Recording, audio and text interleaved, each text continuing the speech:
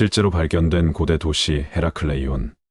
헤라클레이온은 지중해 알렉산드리아에서 북동쪽으로 약 32km 떨어진 나일강 카노픽 입 근처에 위치한 고대 이집트의 항구 도시입니다. 기원전 2세기에 알렉산드리아는 이집트의 주요 항구로 헤라클레이온을 대체했다고 합니다. 헤라클레이온은 기원전 2세기 말부터 심한 홍수로 중앙섬이 토양 액화에 굴복해서 단단하던 점토가 빠르게 액체로 변했고, 그로 인해 수많은 건물들이 무너져 내렸다고 합니다. 로마 시대와 아랍 통치가 시작되는 동안 소수의 주민들이 머물렀지만 서기 8세기 말 도시는 결국 바다 밑으로 가라앉았다고 합니다.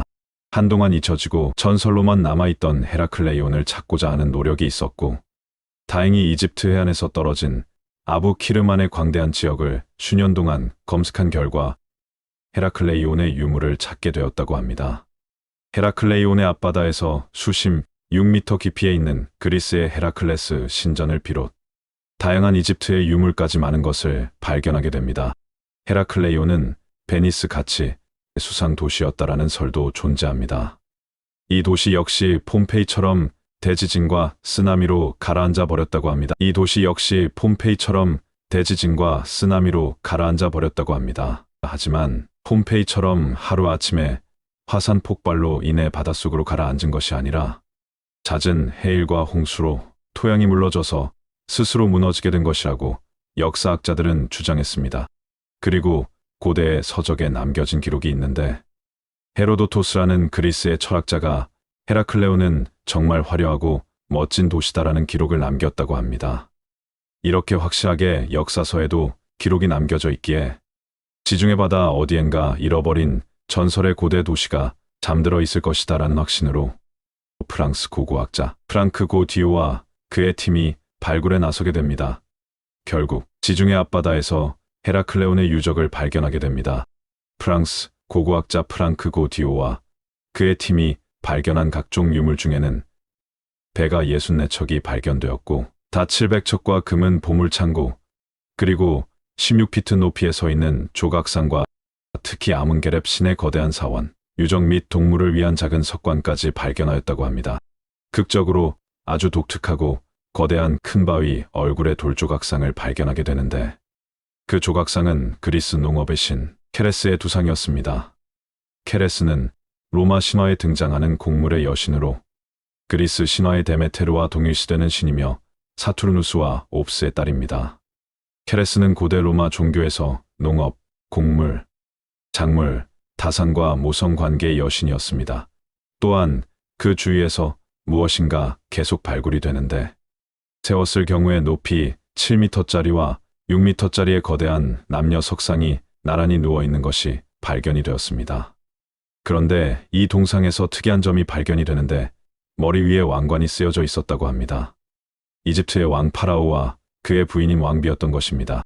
그렇다면 그곳이 과연 전설의 헤라클레이온이 맞는가 하는 문제가 있었는데, 그곳을 좀 더 세밀히 조사한 결과 파라오와 왕비의 석상 외에도 사각형으로 생긴 인공 구조물이 또 발견이 됩니다.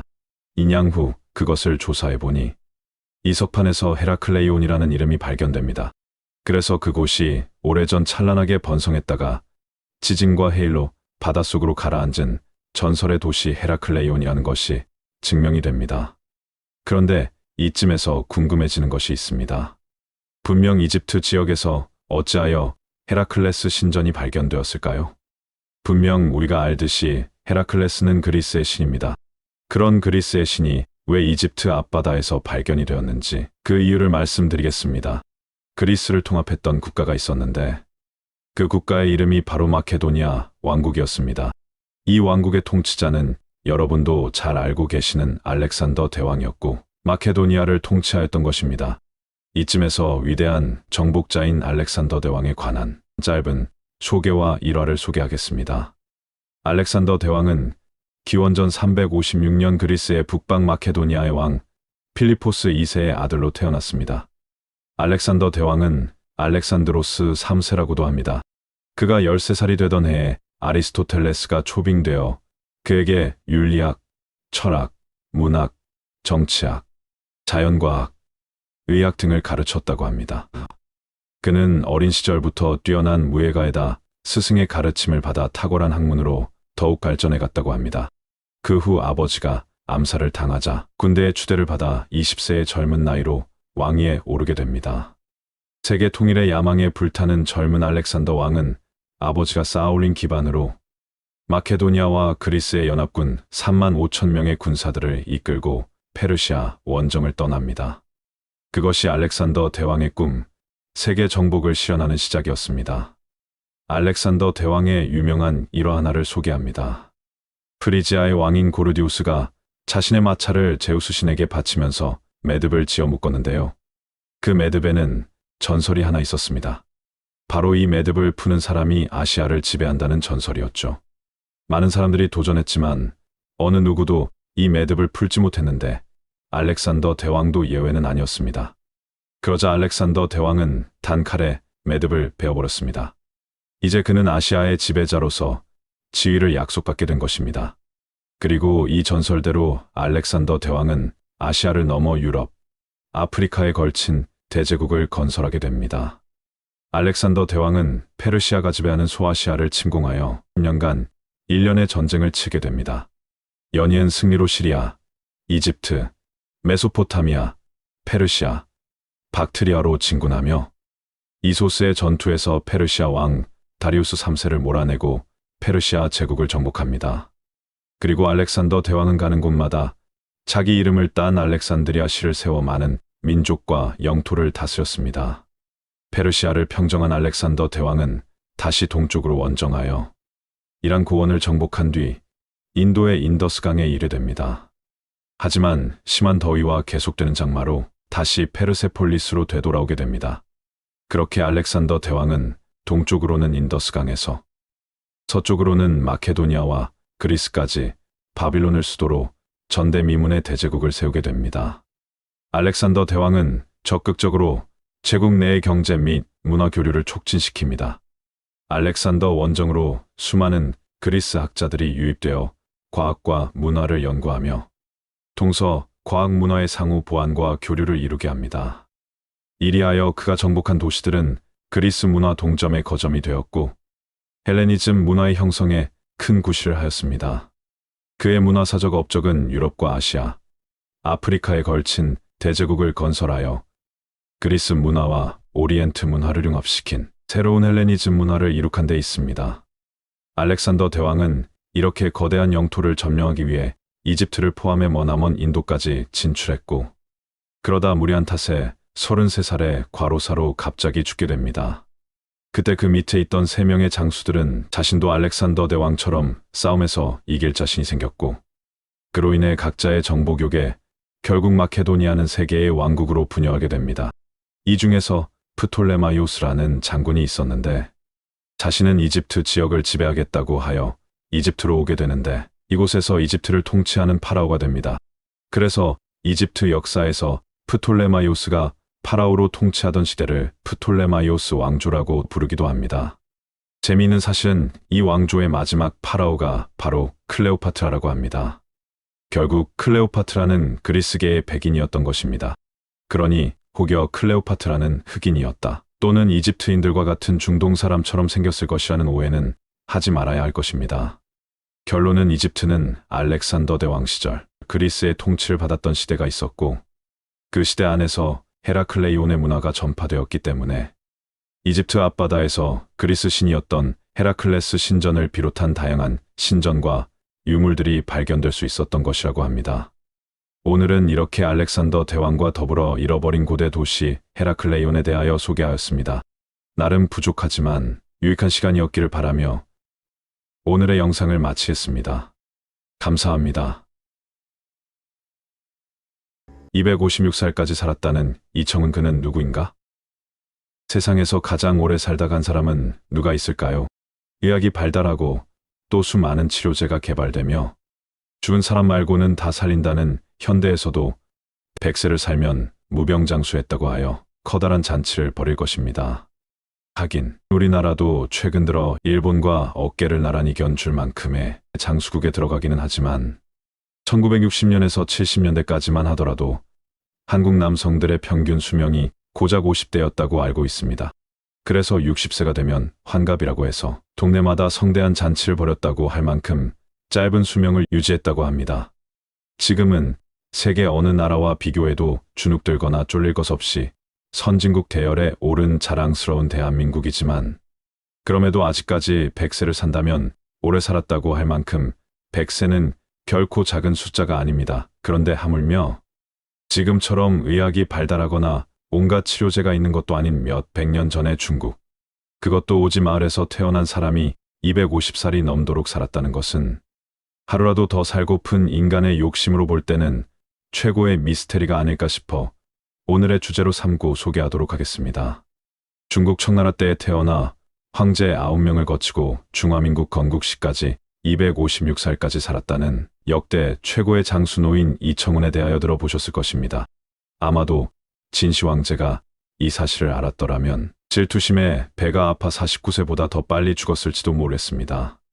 1677년 중국 청나라 4대 황제 강희제가 집권하던 때에 쓰촨성 치장현에서 한 소년이 태어났습니다.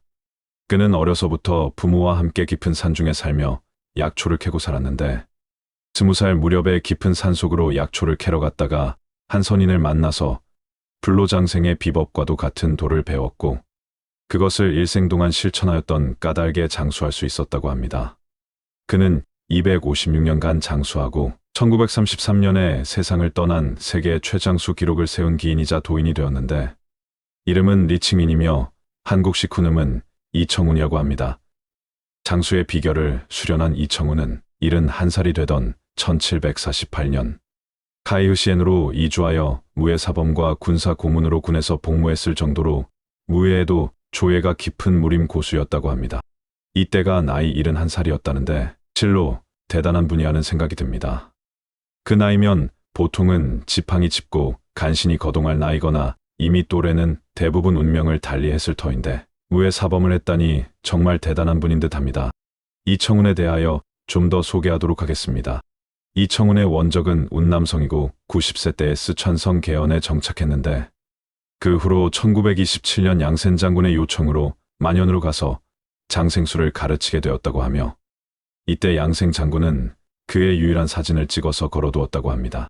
이청훈은 양센 장군을 만나 여러 가지 수련 기법을 가르쳐주고 고향으로 돌아와 1년 후인 1933년에 세상에서 할 수 있는 것은 모두 다 했다, 난 이제 집으로 간다는 말을 남기고 세상과 이별했다고 합니다.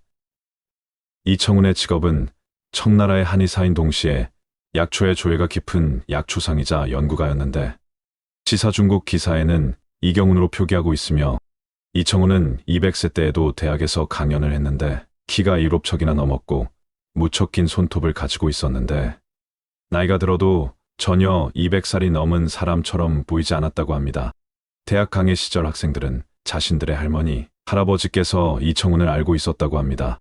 할머니, 할아버지들의 한결같은 증언으로는 자신들이 태어나고 늙도록 세월이 흘렀어도 이청훈은 한결같은 모습 그대로였다고 손자, 손녀에게 증언을 하였다고 합니다. 뉴욕타임즈에서 이청훈이 죽은 해인 1933년 5월 6일자로 그에 대한 기사를 냈었는데, 그는 늘 평온한 마음을 유지하고 거북이처럼 앉으며 참새와 같이 움직이고 개처럼 잠을 자는 것이 그의 장수 비결이며, 일생 동안 24명의 부인을 맞아들였고 180명이 넘는 자손들을 남겼다고 합니다. 또한 중국 챙두 대학교의 우충치의 교수는 827년 중국 청나라 황실이 이청훈의 150살 생일을 축하한 공식 문서를 발견하였다고 하였으며, 1877년에도 200세 때 그의 생일 파티를 성대하게 열어주었다는 기록을 찾았다고 하여 그가 실제로 250살이 넘었음을 규명했다고 합니다. 이청훈의 제자들 중 한 명인 다리오라는 인물은 이청훈이 고산에서 약초를 찾던 중 신선을 만났고, 신선이 이청훈에게 기공을 사용해 숨을 쉬는 방법과 특정 소리를 따라 움직이는 운동법, 그리고 무슨 음식을 먹어야 되는지 등에 대해 상세하게 알려줬다며, 이청훈은 신선의 비수를 익혀 장수를 할 수 있었다고 말했습니다. 이청훈이 250세가 되던 해에 유성훈이 그를 인터뷰했고, 이청훈은 신이 나서 장생 비법에 대해서 이야기했다는 내용을 유성훈이 잘 정리하여 자술이라는 저서를 남겼다고 합니다. 이청훈의 장수 비결로 그는 세 통을 주장했는데 혈통, 요통, 변통이 그것이며 이는 혈액순환, 소변, 대변이 잘 통해야 한다는 뜻이라고 합니다. 또한 그는 자신이 장수한 원인이 세 가지가 더 있다고 했는데 첫째 일생 동안 채식을 하는 것이고 둘째 마음을 밝고 평온하게 하는 것이며 셋째 일생 동안 연잎, 결명자, 나은과 구기자, 병풀, 참마 같은 약초를 달여 마시는 것이라고 합니다.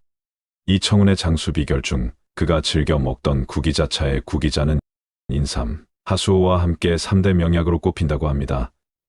옛 의학책에는 구기자를 먹고 무병장수한 사람들의 이야기가 많으며 영국과 프랑스의 학자들이 이청훈이 구기자차를 마시고 256세까지 살았다는 소문을 듣고 중국에 와서 구기자에 대하여 연구하였다고 합니다.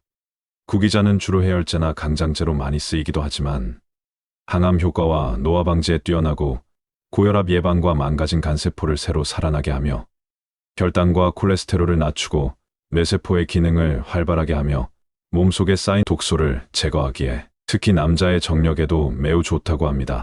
이렇게 이청훈은 철저한 자기관리를 잘했다고 알려져 있습니다.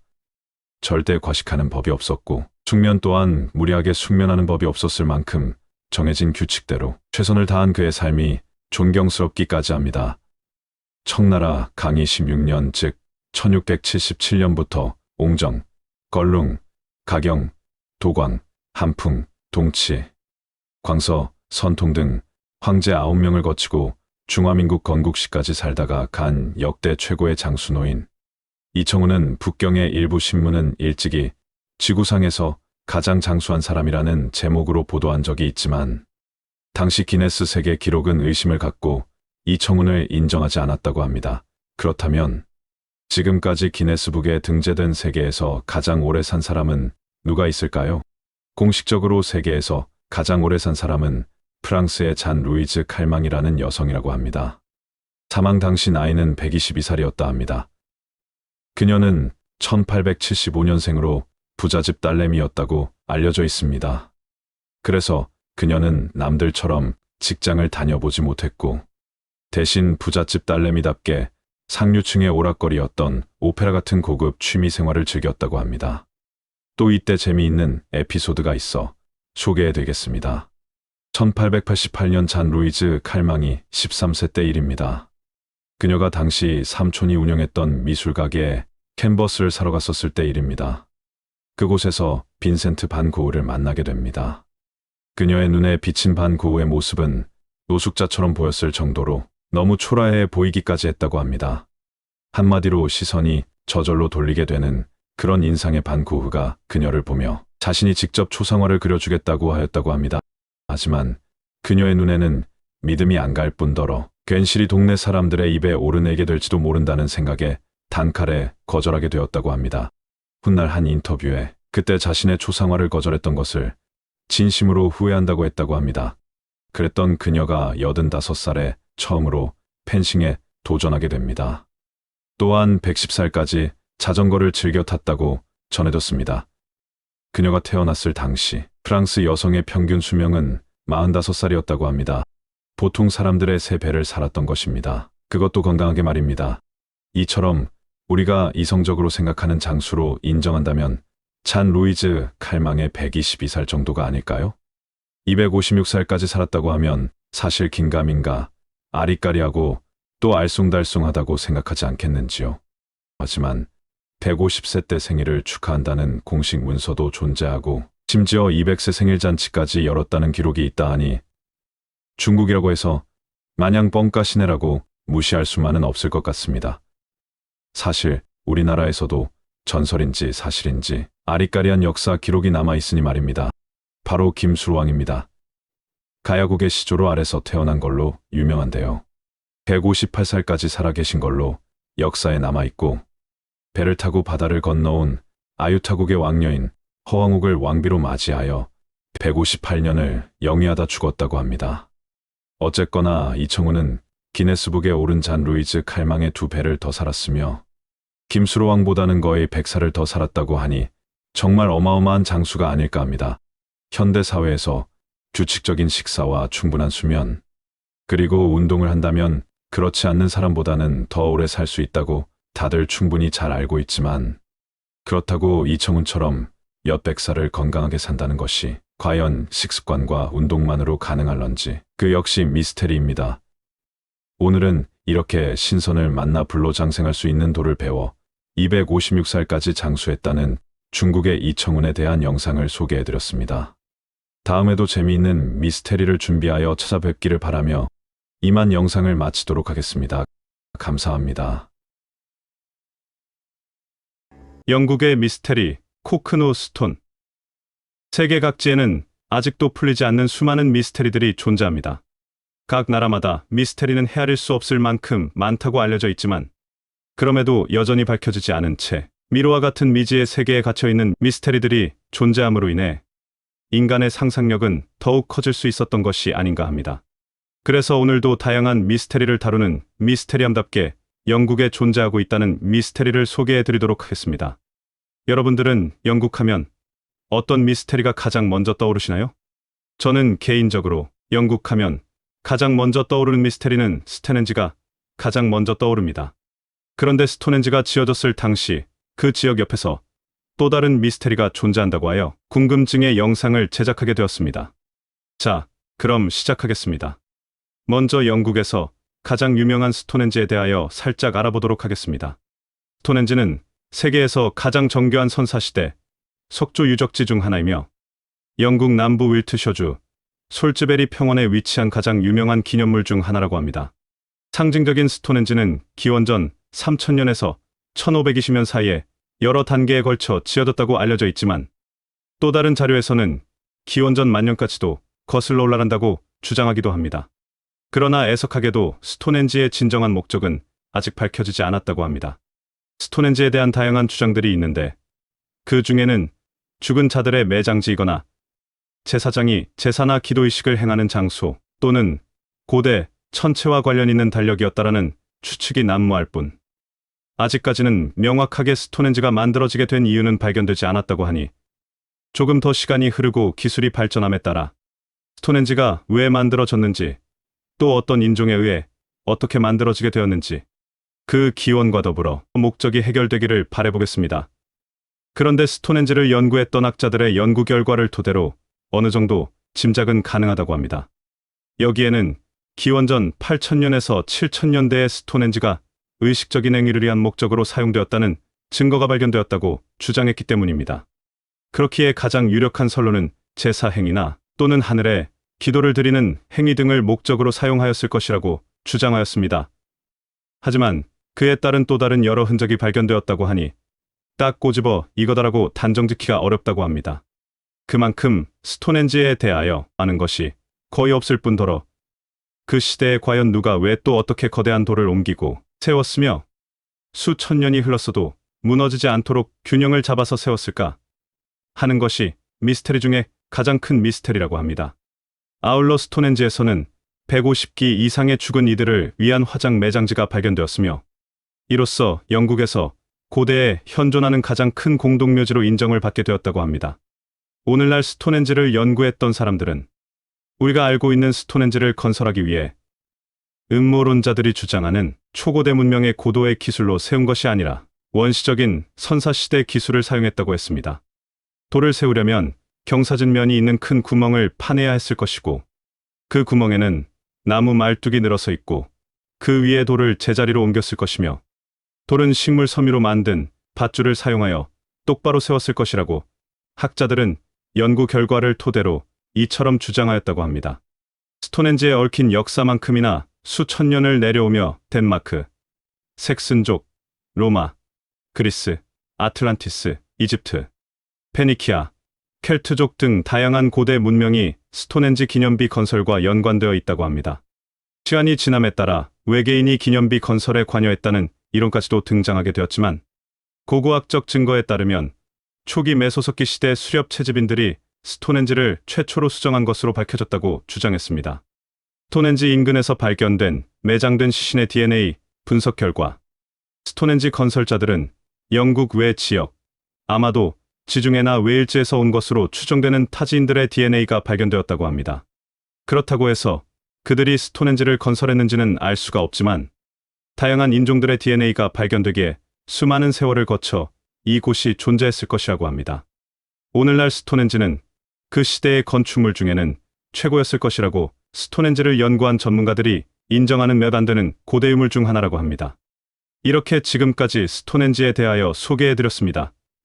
그렇다면 또 다른 미스테리라고 불리고 있는 코크노 스톤에 대하여 알아보도록 하겠습니다. 스코틀랜드 서부 던바튼셔에서 발견된 코크노 스톤에는 수백 개의 홈이 있는 나선 모양이 새겨진 움푹 들어간 곳과 기하학적 디자인 및 다양한 유형의 수수께끼 같은 패턴이 있는 유럽의 청동기 시대 것으로 알려져 있습니다. 코크노 스톤은 1887년 제임스 하비 목사에 의해 처음 기록되었습니다. 78년 후 이 돌은 파손 행위로부터 보호하기 위해 1965년에 다시 묻혔다고 합니다. 제임스 하비 목사는 1942년에 클라이드뱅크 외곽에 있는 페이플리 주택단지 근처의 들판에서 1887피트, 90피트의 돌을 발견했습니다. 암석 표면으로 절단된 오목한 함몰부로 구성된 고대 예술의 한 유형으로 볼 수 있을 만큼 독특한 형태를 띠고 있으며 때로는 돌에 애칭된 다양한 동심원으로 둘러싸여 있었다고 했습니다. 제임스 하비 목사는 이 코크노 스톤은 돌무덤과 같은 거석에 새겨진 암각화로 보인다고 했습니다. 고고학자들은 이 거대한 석판의 행성과 별처럼 자세히 묘사된 것이 정확히 무엇을 의미하는지 확인할 수 없었다고 했습니다. 코크노 스톤 표면에서 발견되는 복잡한 기호의 의미에 대한 연구에도 불구하고 그에 따른 특별히 발견된 것은 없다고 했습니다.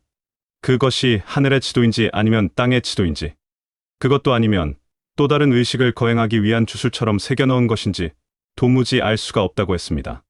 공중에 걸쳐져 있는 돌이라는 뜻의 스톤헨지로 불리고 있다는 코크노 스톤은 영국의 또 다른 미스테리로 남아있다고 합니다. 코크노 스톤 역시 스톤헨지가 세워졌을 동시간대에 만들어진 것으로 알려져 있지만 역시나 누가 왜 만들었는지 알 수 없는 의문의 암각화라고 합니다. 일명 코크노 스톤으로 불리는 이 암각화의 크기는 가로가 약 13m, 세로가 약 8m의 거대한 크기라고 하는데 이곳에는 나선형 패턴과 기하학적인 모양 등 다양한 모양의 패턴들이 누군가 의도적으로 남긴 듯한 수많은 그림이 스톤헨지의 특징이라고 합니다. 사실 얼핏 보면 페루의 나스카 모양을 흉내낸 듯하지만 그렇다고 하기에는 기원전 7000년에서 8000년대에 과연 지구 반대편에 있는 페루의 나스카를 흉내냈을까 싶네요. 그래서 학자들은 그 시대라면 절대 서로 교류도 없을 뿐더러 설령 서로 간의 교류가 있었다 할지라도 하늘에서 내려다보아야 간신히 볼 수 있는 나스카를 그 당시 어떻게 보았을 것이냐고 반문하며 감히 흉내낼 수는 없고 아마도 자연적으로 발전된 또 다른 문명이 그려 넣었을 것이라고 추측하고 있다고 합니다. 그러면서 스톤헨지는 고대 사람들이 별과 행성을 표현한 우주 지도일 것이라는 주장도 피력했습니다. 그러고 보면 얼핏 별자리 모양 같기도 하고 하늘의 별을 표시해 놓은 것처럼 보입니다. 과연 코크노 스톤은 무엇을 말하고자 하였을까요? 문명이 발달하기도 전인 그 옛날, 누가 왜 그리고 어떻게 무려 100여 개에 달하는 기호 또는 문자들과 별의 모양을 그려 넣은 것인지 참으로 미스테리합니다. 여기서 끝이 아닙니다. 이 100여 개에 달하는 그림들 중에는 특이하게도 네 발가락을 가진 발의 형상까지 그려져 있다고 합니다. 이에 대하여 음모론자들은 그 시대의 사람이 단단한 암석에 암각화를 정교하게 그려넣기란 불가능했을 것이라고 합니다. 그래서 이것은 고도로 발달한 문명 내지는 단단한 암석의 정교한 그림을 그릴 수 있는 레이저 기술이나 그에 상응하는 고도의 기술이 존재했을 것으로 본다고 주장했습니다. 이와 더불어 네 발가락은 외계인을 의미하는 것이며 어쩌면 하늘에 존재했다고 믿었던 신이나 외계인들에게 보내는 신호였을 수도 있다고 음모론자들은 주장했다고 합니다. 하지만 가장 설득력 있는 주장은 석판에 새긴 것들은 아마도 삶과 죽음을 의미하며 죽어서 하늘나라로 가는 길을 돌판에 새겨 넣은 것 같다는 주장이 지금까지는 가장 설득력이 있는 것 같습니다. 그렇다면 과연 이 코크노 스톤에는 어떤 미스테리가 존재할까요? 내 발가락 모양이 정말 외계인을 뜻하는 것일까요? 오늘은 영국의 미스테리 중에서 100여 개의 암각화가 그려져 있는 코크노 스톤에 대하여 소개해드렸습니다. 앞으로도 더 재미있는 영상을 만들기를 원하며 이만 영상을 마치도록 하겠습니다. 감사합니다. 지구에 존재하는 외계인의 흔적. 이스라엘의 수도 예루살렘에서 동쪽으로 32km나 떨어진 곳으로 자동차로 40분 정도 걸리는 사해 인근의 누런 절벽 위에서 사해 문서가 발견이 되었습니다. 1947년 베두인족 목동인 무함마드 아드리브는 잃어버린 염소 한 마리를 찾고 있었고, 여기저기를 찾다가 절벽 사이를 기어오르던 목동은 절벽 표면에서 구멍 통로를 하나 발견하게 됩니다. 그 안에는 뚜껑으로 봉인된 40개의 항아리가 있었으며 일부 항아리엔 7장의 가죽 두루마리들이 들어있었다고 합니다. 사해의 두루마리들이 2000년 만에 빛을 보는 순간이었는데, 이를 계기로 제2, 제3동굴과 무려 800개의 두루마리가 발견된 제4동굴까지 발굴이 이어졌다고 합니다. 이곳에서 발견된 성서 필사본은 기원전 250년에서 기원 후 68년 사이에 쓰여진 것이라고 합니다. 그 전 최고였던 것보다 무려 1000년이나 앞선 것으로 그리스도교의 기원을 파악할 수 있는 중요한 기록들이라고 합니다. 이처럼 2000년이 넘는 세월 동안 그런대로 보관을 잘한 탓인지 꽤 많은 분량의 고문서들이 발견이 되었고, 안타깝지만 부분 바스러지거나 부식되어 버린 곳까지 이런저런 다양한 문서의 조각들까지 발견이 됩니다. 이 사해 문서의 발견이 무척이나 중요했던 이유 중 하나가 현존하는 성경의 모태격인 히브리어 성경 사본이 포함되어 있다고 하는데, 이는 기독교와 유대교의 출현에 대한 새로운 시각을 제시해주고, 더 나아가 역사적으로나 종교적으로 또는 언어학적으로 큰 가치를 가진 역사상 특별한 발견이자 현대의 가장 위대한 고고학적 발견이라는 평가를 받고 있습니다.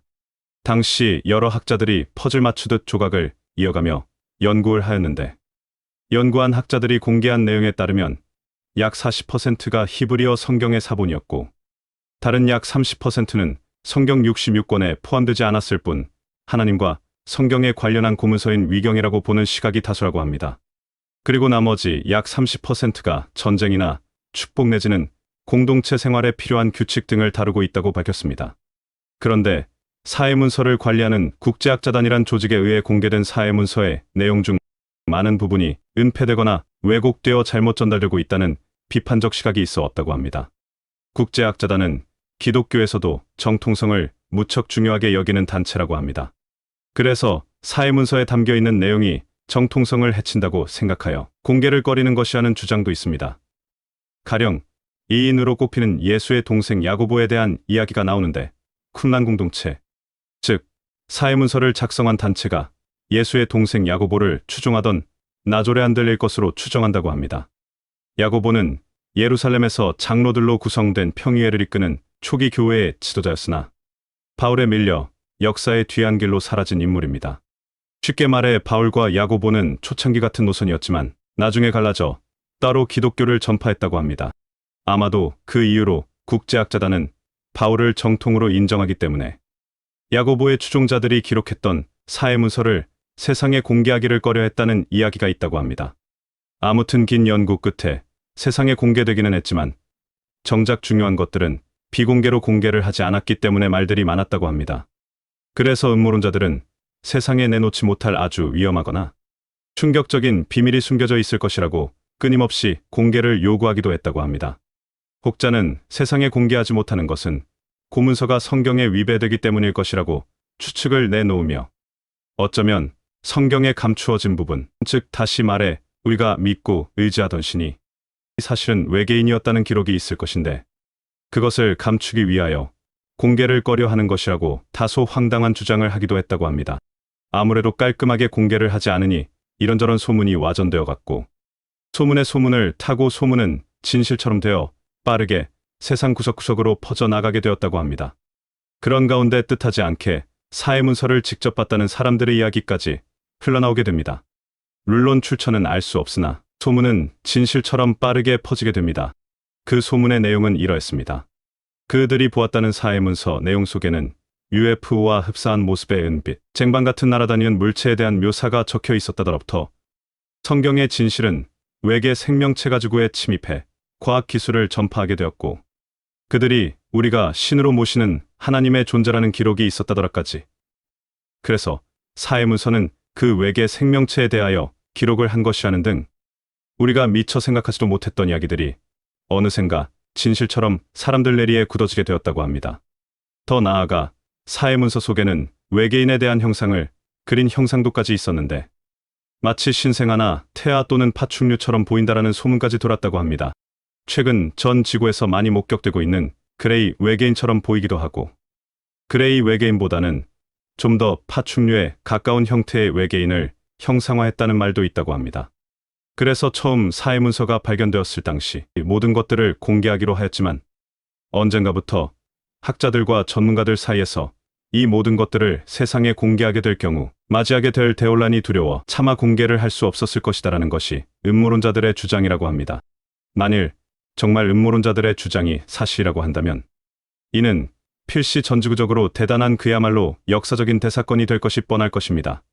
2200년 전 외계인에 대하여 자세하게 기록해 두었다는 사회 문서를 공개하지 못한 사연은 과연 무엇일까요? 여기에 기름을 붓듯이 한 고고학자의 주장이 당시 커다란 파장을 불러오게 됩니다. 1968년 스위스의 고고학자 에리 폰데니케는 자신의 저서 신들의 전차에서 한 가지 가설을 주장하게 됩니다. 이 때문에 당시 학계는 물론 사회적으로 커다란 파장을 불러 일으키게 되었다는데 어떤 내용인지 잠깐 살펴보도록 하겠습니다. 고대 마야의 도시 국가였던 팔레케의 지배자 키니치 하나브 파카왕과 관련된 이야기입니다. 683년 카파왕이 사망을 하게 됩니다.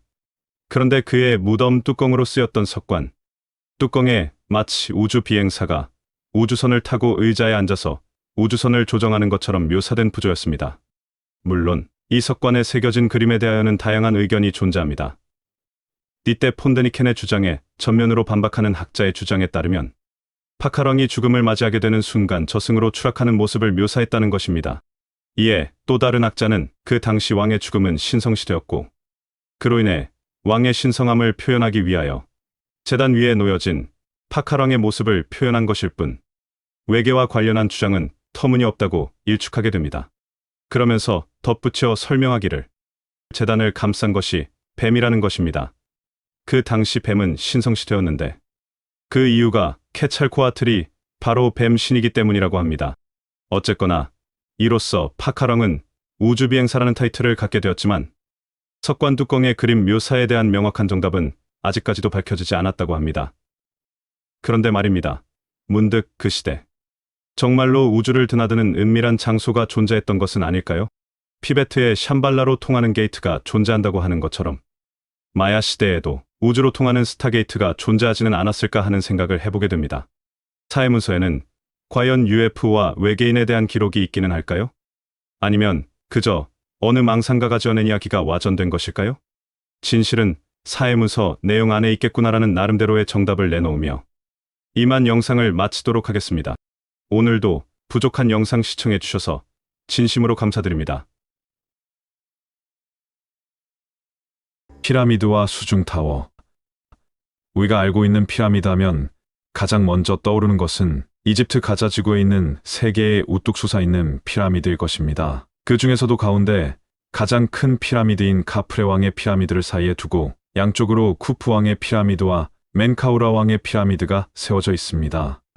세계 7대 불가사의 중 하나이자 세계에서 손꼽히는 고대 유적인 이집트의 피라미드는 당시 기술로는 설명이 불가할 정도로 정밀하게 설계돼 있어 외계인 건축설 또는 외계인 감독설에 대한 의혹이 끊이지 않는 대표적인 미스터리 건축물입니다. 물론 역사학자들은 일일이 피땀 흘려 인류가 건설한 대건축물이라고 계속해서 주장하지만 역사학자들마저도 다 설명하지 못하는 무수한 수수께끼들이 존재하므로 여전히 음모론자들이나 누리꾼들 사이에서도 아니다 분명 초고대 문명이나 외계에서 온 어떠한 힘에 의해 건설한 것이 틀림없다라며 갑론을 박 주장을 피력하고 있을 뿐입니다. 일단은 우리 인류가 피땀 흘려 한 땀 한 땀 쌓아서 만든 것이라는 것이 정설이니 저 역시 그렇게 믿고 싶은데요. 문제는 그렇다고 해도 그 당시 사각뿔 형태의 어마어마한 건축물에 대한 설계를 누가 했으며 어떻게 몇천 년이 흘러도 무너지거나 부식되지 않고 견딜 수 있도록 내진 설계들을 했는지 미스테리입니다. 물론 겉모습이야 풍화작용으로 인해 많이 깎이고 쓸리며 겉포장이 뜯겨나가긴 했지만 그럼에도 그 안을 들여다보면 실로 엄청난 구도의 건축물이라는 것에 누구나 혀를 내두를 테니까요. 그런데 혹시 여러분들은 피라미드의 위치를 자세히 보신 적이 있으신가요? 자세히 보시면 일직선이 아니라는 것을 단박에 알아볼 수 있으실 것입니다. 보통은 커다란 건축물을 짓게 된다면 이왕이면 자로 잰 듯이 반듯하게 짓게 되는데 이곳의 새 피라미드는 살짝 기울어져 있는 모습인지라 많은 의구심을 가지게 된다고 합니다. 학계에 알려진 사실대로라면 당시 건축 기술이 부족해서 제대로 못 맞춘 것이 아니라 억지로 그 위치에 피라미드를 지었다는 것인데 그 이유가 무엇이었을까요?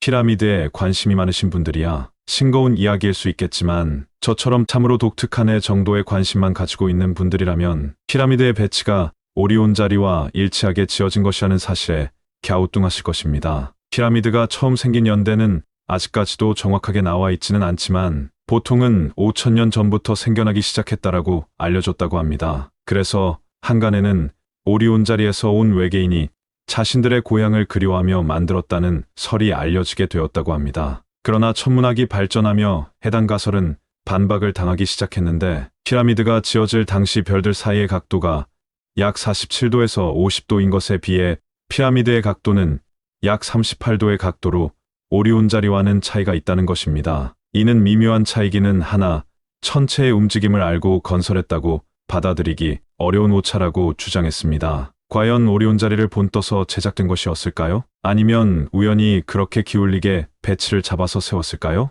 문제는 그렇게 주장한 학자들 사이에서도 반반으로 나뉜다는 것입니다. 그 시절 하늘은 지금의 우리가 계산적으로 할 수 있던 하늘과 차이가 있었을 테니까요. 그리고 무엇보다 오리온 자리가 아니고서는 도저히 피라미드에 기울어진 위치에 대하여 그 누구도 아무런 주장을 할 수 없었기 때문에 지금 기준으로만 판단해서는 안 된다는 것입니다.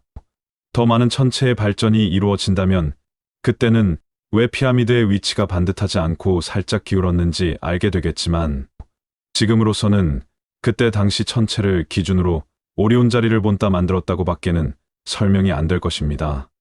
그런데 이 피라미드와 관련이 있는 충격적인 소식이 있어 함께 소개해드리겠습니다. 외계인들의 집단 거주지로 추정되는 곳으로 의심된다는 곳이 위성 지도에 포착됐다고 합니다. 정말 외계인들이 지금 이 순간 지구 어딘가에 존재한다면 인간은 절대 찾을 수 없는 곳에 꼭꼭 숨어 살고 있지 않겠습니까?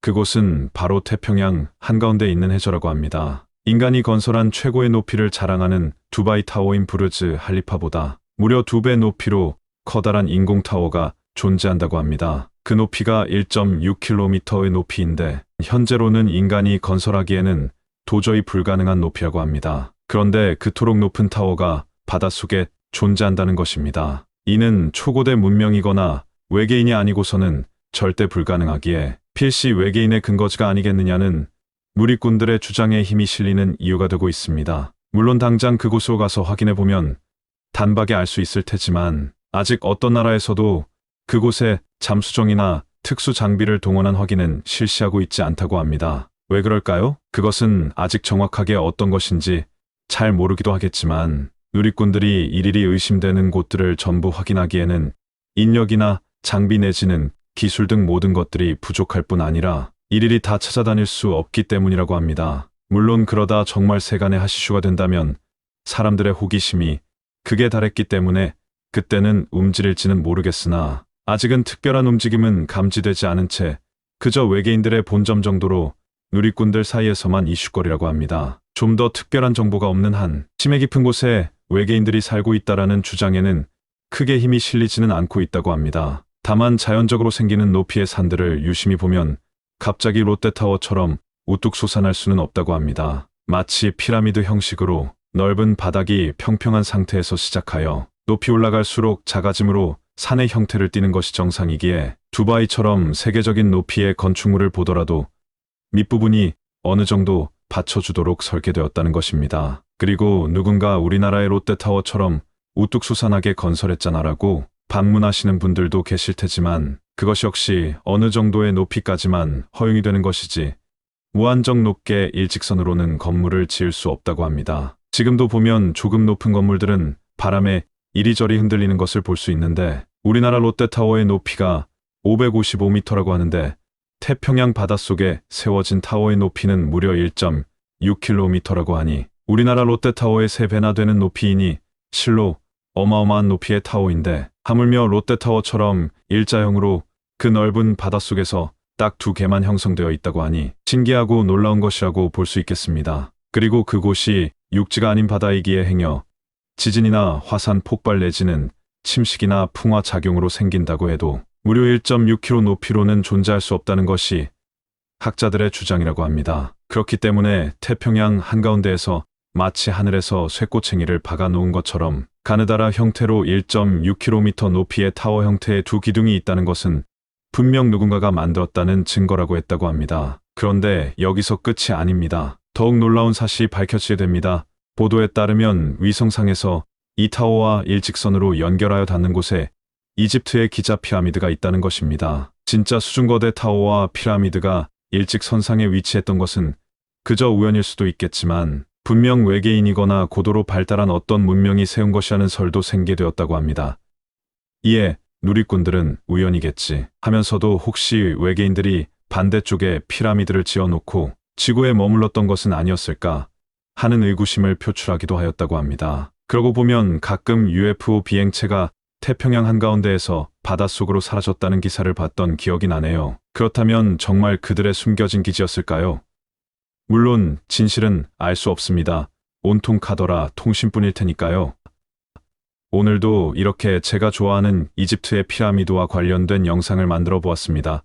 좀 더 과학이 발전하고 수중탐사도 거뜬히 해날 그날이 오면 두 개의 타워가 그냥 우연히 생긴 거대한 돌덩이인지 아니면 개미집처럼 어떠한 미생물들이 만들어낸 신기한 그들의 집으로 판명이 날지는 좀 더 지켜보아야 할 것 같습니다. 그동안 시청해주신 모든 분들에게 감사드리며 오늘의 영상을 마치도록 하겠습니다. 감사합니다.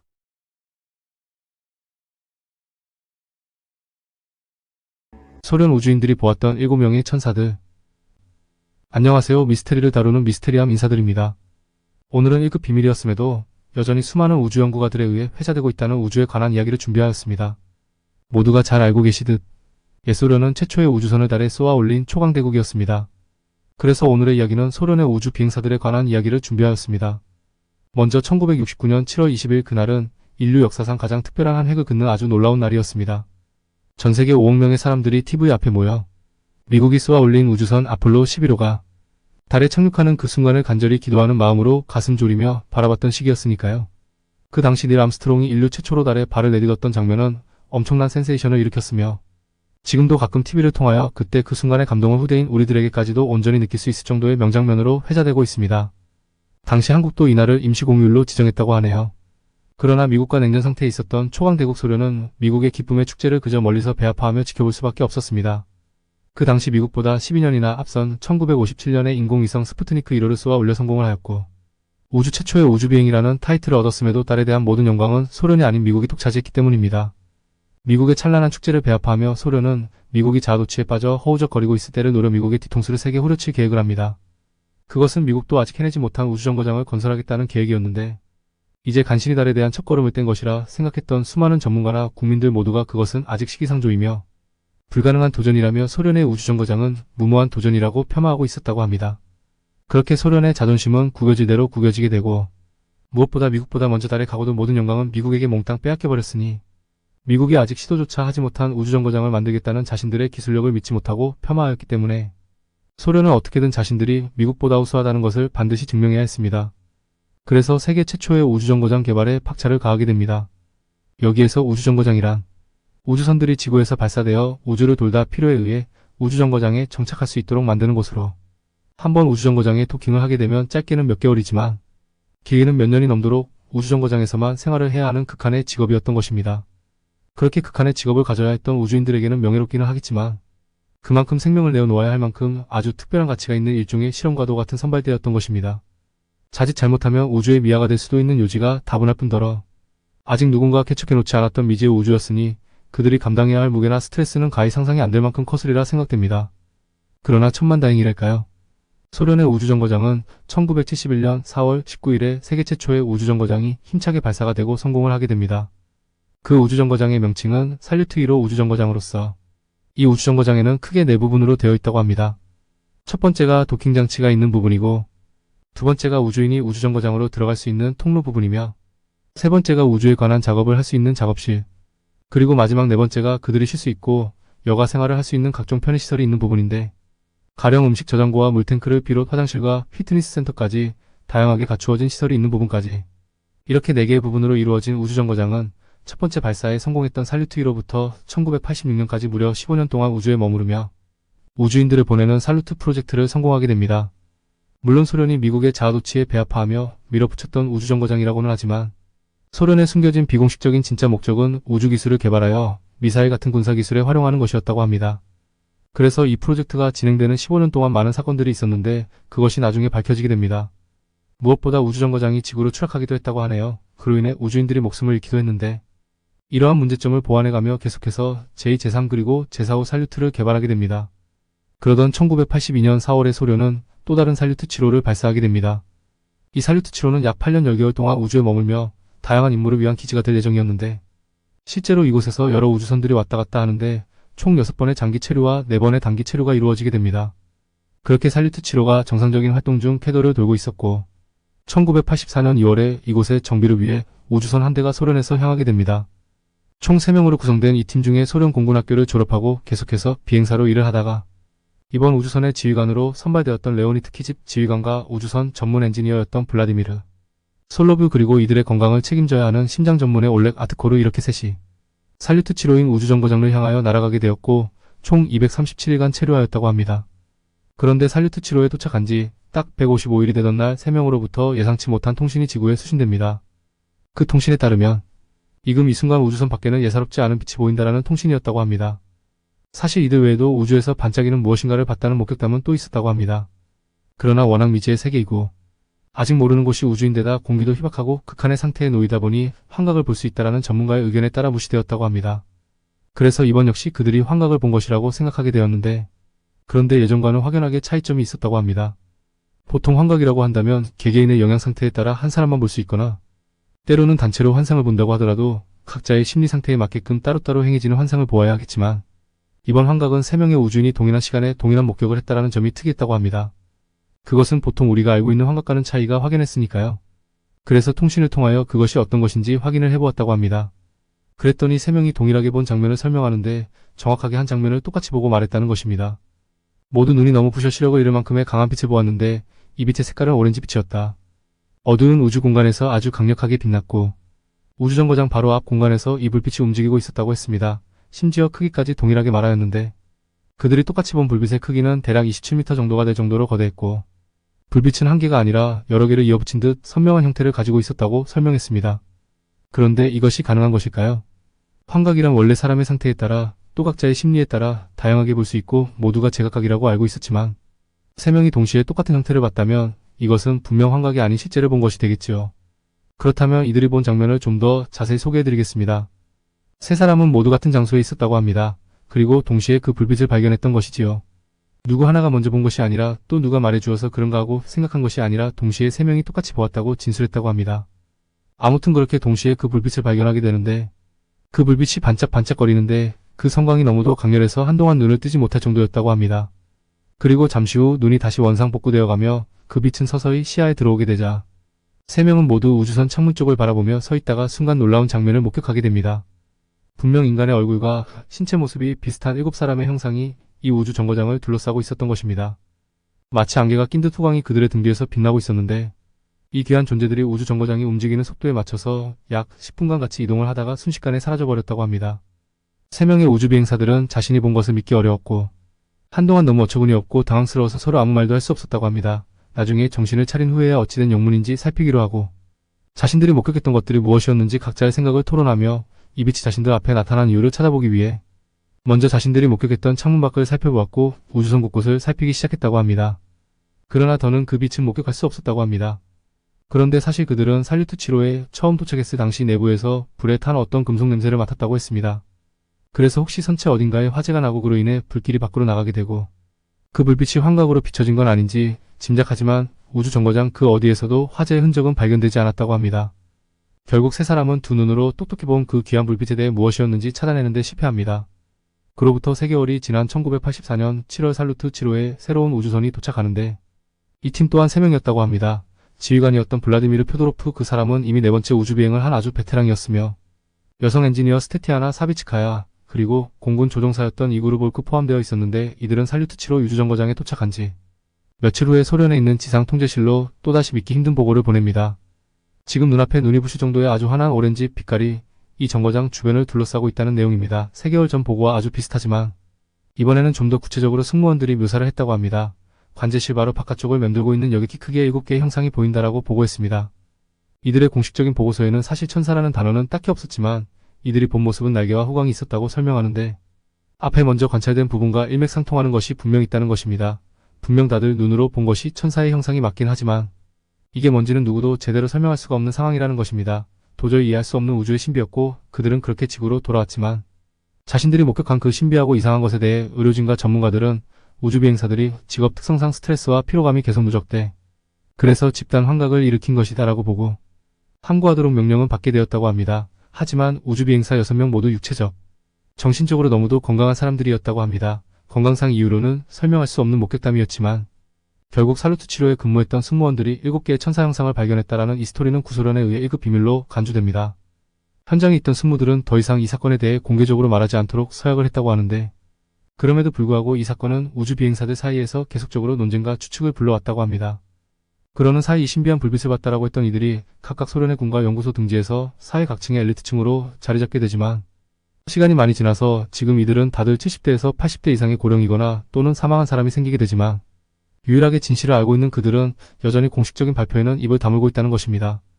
사실 우주비행사가 이런 미스테리한 현상을 목격했다는 것이 이번이 처음은 아닙니다. 전 나사 엔지니어로 근무했던 클라크 맥클러. 그는 1991년 우주왕복선 임무를 수행하던 중 외계인을 목격했다고 주장했지만 그가 우주선 밖에서 본 것은 9피트인데 2m 70cm가 넘는 인간과 닮은 거대한 형태였다고 했습니다. 그런데 그가 증언을 하긴 했지만 이걸 혼자 목격했고 신빙성을 잃으면서 환각으로 치부되고 말았다고 합니다.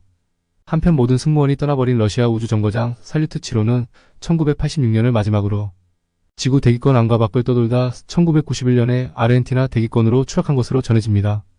다행히 인명피해는 없었다고 하지만 우주인 6명이 목격한 것이 아니 미국의 우주인 키클럽까지 한다면 7명이 되겠네요. 우주인들이 주장하는 오렌지빛과 그에 따른 천사 형태의 형상을 보았다는 경험담이 단순히 거짓이거나 주작이라고는 생각하지 않습니다. 왜냐면 그들은 그 분야 최고의 과학자들이면서 숙련된 군인일 테니까요. 그런 전문적인 우주인들이 모두 똑같은 환각을 한다는 것이 더 미스테리 아닐까 싶습니다. 분명 그들이 목격했던 오렌지빛 천사의 형상은 진실이라고 믿고 싶은데 여러분들 생각은 어떠신가요?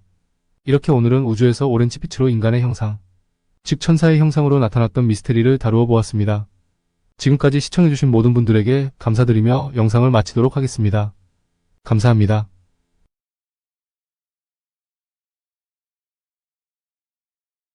제2의 지구 화성 이야기. 태양계의 수많은 행성 중 인간이 궁금해하는 행성은 여러 행성이 있겠지만 아직까지는 화성이 가장 궁금해하는 행성이 아닐까 합니다. 물론 달 역시 인류에게 있어 최대의 관심사이기는 하겠지만 왠지 화성에 대한 깊은 애정이랄까요? 인류가 만일 지구가 아닌 또 다른 행성으로 이주해야 한다면 현재로서 달보다는 화성을 더 주목하고 있다고 봐도 무방할 정도로 인류는 왠지 모르게 화성에 대한 깊은 애정과 애착을 가지고 있음을 알 수 있습니다. 마치 화성이 고향이라도 되는 듯이 말입니다. 그만큼 화성은 달을 제외하고 인류가 가장 많은 연구를 해온 행성이라고 합니다. 지금까지 화성 연구를 위해 우주선을 보낸 시도만 그 횟수가 자그마치 50번 가까이 된다고 하니 인류가 화성에 얼마나 진심인지 알 수 있을 것 같습니다. 사실 개인적으로는 많아봐야 10번? 그 정도 되겠다 싶었는데 50번이나 된다고 하니 생각보다 꽤 많이 화성으로 갔던 것이네요. 아무튼 인류는 이런 숱한 시도로 인해 화성이 지구와 매우 비슷하다는 것을 밝혀낼 수 있었다고 합니다. 화성의 자전축은 25도로 23도 기울어져 있는 지구와 비슷할 뿐 아니라 우리나라처럼 사계절이 존재하고 또 자전주기도 하루 24시간 39분으로 지구의 하루와 크게 차이나지 않는다고 알려져 있습니다. 그렇기 때문에 화성은 혹시나 있을 인구 폭발이나 환경적 재앙 및 자원 부족 등의 여러 이유로 더 이상 인류가 지구에서 살 수 없게 되었을 경우에 현재로서 유일하게 이주할 수 있는 제2의 지구로 불리기도 합니다. 그래서일까요? 화성은 가장 많은 미스테리가 존재하는 행성이기도 합니다. 현재 화성에 외계인이 존재한다는 주장부터 고대 문명이 있었다는 음모론까지 여기에 최근에는 일론 머스크를 비롯 많은 유명 인사들이 스타게이트를 통하여 화성을 다녀왔다라는 설까지 온갖 루머가 끊임없이 제기되고 있기도 합니다. 게다가 2015년 나사가 화성에서 소금물 개천을 발견했다고 공식적으로 발표를 하며 화성에 생명체가 존재할 가능성에 대한 관심이 더욱 크게 주목을 받게 되었다고 합니다. 그렇다면 화성에는 정말 생명체가 존재할까요? 분명 소금물이던 그냥 물이던 액체 상태의 물이 존재한다는 것이잖아요. 우리가 기본적으로 알고 있듯 분명 물이 있으므로 생명체는 존재할 텐데, 그렇다면 정말 화성에는 우리가 그토록 바라던 생명체가 존재하고 있던 것일까요? 그래서 오늘은 화성에 대하여 좀 더 깊이 있게 파헤쳐 보겠습니다. 화성에 대한 인류의 관심은 꽤 오래전부터 시작됐다고 합니다. 1650년대 네덜란드의 천문학자인 크리스티안 하이언스는 망원경을 통해 화성을 관찰했고, 화성의 자전 주기가 약 24시간임을 추산했다고 합니다. 그리고 그는 최초로 화성의 지표면을 다양한 그림으로 남기기도 했습니다. 이어 1877년 이탈리아의 천문학자인 조반니 스키아파렐리가 천체 망원경으로 화성의 표면에서 수많은 직선이 가로질러 있음을 발견하게 되고, 그 선들이 수로를 뜻하는 이탈리아어 카날리라고 불렀고, 이 말이 영어로 운하라는 뜻을 가진 커넬로로 번역이 전해지면서 화성에 인공적인 운하가 있고 지구처럼 지적인 생명체가 살고 있을 것이라는 추측이 세계로 퍼져나가게 됐다고 합니다. 시간이 흐른 후 수로라고 알려졌던 직선 모양은 모래 폭풍이 만들어낸 착시 효과라는 것이 밝혀지긴 했지만, 당시엔 그 가설이 큰 주목을 받았고, 그때부터 화성의 생명체의 존재 가능성으로 갑론을 봐 끊임없는 주제로 자리 잡게 되었다고 합니다. 그리고 이런 인류의 호기심은 현대에 들어서까지 이어져 왔는데, 1976년 화성 생명체 존재설이 강력한 지지를 받게 되는 한 사건이 발생합니다. 바로 화성 표면에서 사람 얼굴의 형상을 한 구조물처럼 보이는 인면함의 사진이 공개된 것이었습니다. 이 사진은 화성 탐사선 바이킹 1호가 지구로 보낸 화성의 모습을 찍은 다양한 사진 속에 있는 것이었는데, 눈과 코가 뚜렷하게 보여 정말 사람의 얼굴과 비슷하게 보이기도 하여 전문가들은 사진 분석을 통해 이 구조물의 크기를 알아냈는데, 넓이가 약 1.5km, 높이는 800m로 추정했다고 합니다. 일각에서는 인면함이 너무나 정교하고 거대한 구조물처럼 보이기 때문에 자연현상이 아닌 누군가가 인공적으로 만든 것이라고 주장하기도 했다고 합니다. 게다가 인면함 주변에서 피라미드와 비슷한 모양의 돌들이 함께 찍혀 있어 화성에 아주 오래전 살다 멸망한 고대 화성 문명의 흔적이라는 화성 문명설이 정설처럼 받아들여지기까지 했다고 합니다. 더 나아가 음모론자들은 화성에서 이미 문명 공동체가 발견됐고 미국 정부가 이를 은폐하고 있다는 주장을 펼치기도 했는데, 이에 나사는 2001년 같은 위치에서 찍은 고해상도 사진을 공개하면서 인면함은 안타깝게도 그림자와 각도에 의해 만들어진 착시 현상이라며 음모론에 대해 반박하게 됩니다. 나사가 내민 초근접 인면함의 사진을 보면 같은 사람의 얼굴 형태가 전혀 아닌 그저 거대한 바위 형상으로 보인다는 것을 알 수 있습니다. 이렇게 나사의 증거 사진까지 공개되므로 인면함에 얽힌 화성의 생명체 존재 가능성은 해프닝으로 끝이 나는 듯 했는데, 2019년 흥미로운 내용의 논문이 발표가 됩니다. 미국 오하이오대에서 곤충학을 연구하는 윌리엄 로모저 교수가 화성에 곤충이 산다고 주장한 논문을 발표하면서 또다시 화성에 생명체가 존재한다는 설이 급부상하게 됩니다. 그가 내놓은 주장에 대한 근거는 다름 아닌 나사가 공개한 사진들이었습니다. 사진들을 면밀히 분석한 결과 머리, 가슴, 배 이렇게 세 부분으로 나뉜 전형적인 곤충의 몸을 가진 물체들이 있다라는 것이 로모저 교수의 분석 결과였습니다. 하지만 이에 대해 나사는 화성 표면이 복잡한 체계를 가진 생명이 살기에는 적합하지 않다고 설명했으며, 과학계 역시 무작위 자료에서 익숙한 것에 빗대어 왜곡하는 현상인 파레이돌리아 현상, 즉 변상증의 한 예시라며 로모저 교수의 주장을 강하게 반박했습니다. 이렇게 또다시 화성 문명론은 사그라드는가 했는데, 2023년 4월 11일 나사의 우주생물학자 나탈리 카브롤은 자신의 트위터에 하나의 사진을 게시합니다. 그것은 4월 1일 큐리오시티가 화성에서 게일 크레이터 능선을 촬영한 사진이었다고 합니다. 나탈리는 이를 두고 지난 20년 동안 화성을 연구하면서 본 것 중 가장 기괴한 것이라고 말하였다고 합니다. 사진에 찍혀있는 암석은 일반적인 바위와는 사뭇 다른 형태를 띠고 있었습니다. 마치 가시처럼 보이는 것이 균일하게 솟아 있었는데, 일정한 홈을 따라서 일렬로 늘어선 돌출부가 큐리오시티의 사진을 통해 명확하게 확인됩니다. 이 사진은 SNS를 타고 삽시간에 퍼졌으며 학자들뿐만 아니라 대중들 사이에서도 커다란 논쟁의 대상이 되었습니다. 몇몇 이들은 이것이 일종의 화성에서 살았던 거대 동물의 화석이라고 말하며 오래전에 묻혔다가 침식으로 인해 외부로 드러난 고대 생물종의 척추뼈라고 주장하기도 했습니다. 이에 대해 나사의 큐리오시티 팀장 아비게일 프리맨은 산호초일 것이라는 의견을 내놓았습니다. 산호초는 산호의 분비물이나 위에 퇴적물이 조금씩 퇴적되어 만들어진 암초를 일컫는 말인데요. 이 말대로라면 화성에 생명체가 존재했다는 말이 되겠지만, 아비게일은 생명체에 의한 퇴적이라기보다 광물에 의한 퇴적일 것이라고 말했다고 합니다. 하지만 그렇다고 하기에는 너무 일률적인 가시 모양의 퇴적물이기에 퇴적물로는 저런 모양을 갖출 수 없다라는 반박에 부딪히게 됩니다. 많은 학자들은 그렇다면 다른 곳에서도 동일한 형태의 가시 모양의 퇴적물들이 있어야만 그 현상이 일반적인 자연 현상이었다라고 인정하게 되지만 다른 곳에서는 전혀 그런 퇴적물이 보이지 않았다는 것은 그것이 일반적이지 않기 때문이라고 주장했습니다. 이렇게 이 암석에 대한 의견은 아직까지도 분분하지만 그렇다고 어떤 동물의 뼈라고 하기에는 살짝 무리가 따르는 듯 보입니다. 다만 풍화작용으로 초토록 균일하고 일정하게 깎일 수 있을까 하는 의구심이 들기는 하네요. 그런데 잠깐. 사실 우리는 화성이 붉은색이라고 알고 있지만 실제로는 붉은 화성이 아닐 수도 있다고 합니다. 나사가 화성은 불모지라는 인식을 심어주기 위해 원본 필름의 가세, 즉 색채 작업을 한다고 주장하는 이들이 꽤 많이 있고 또 사실 나사가 공개하는 사진에는 최대한 화성과 비슷하게 보이기 위한 색채 작업을 했다라는 글귀가 적혀 있다고 합니다. 이를 주장한 스콧 와링은 자신의 웹사이트를 통해서 화성의 무보정 사진이라고 주장하는 몇 장의 사진을 공개하기도 하였는데 우리가 생각하는 그런 붉은 화성의 이미지는 아니었습니다.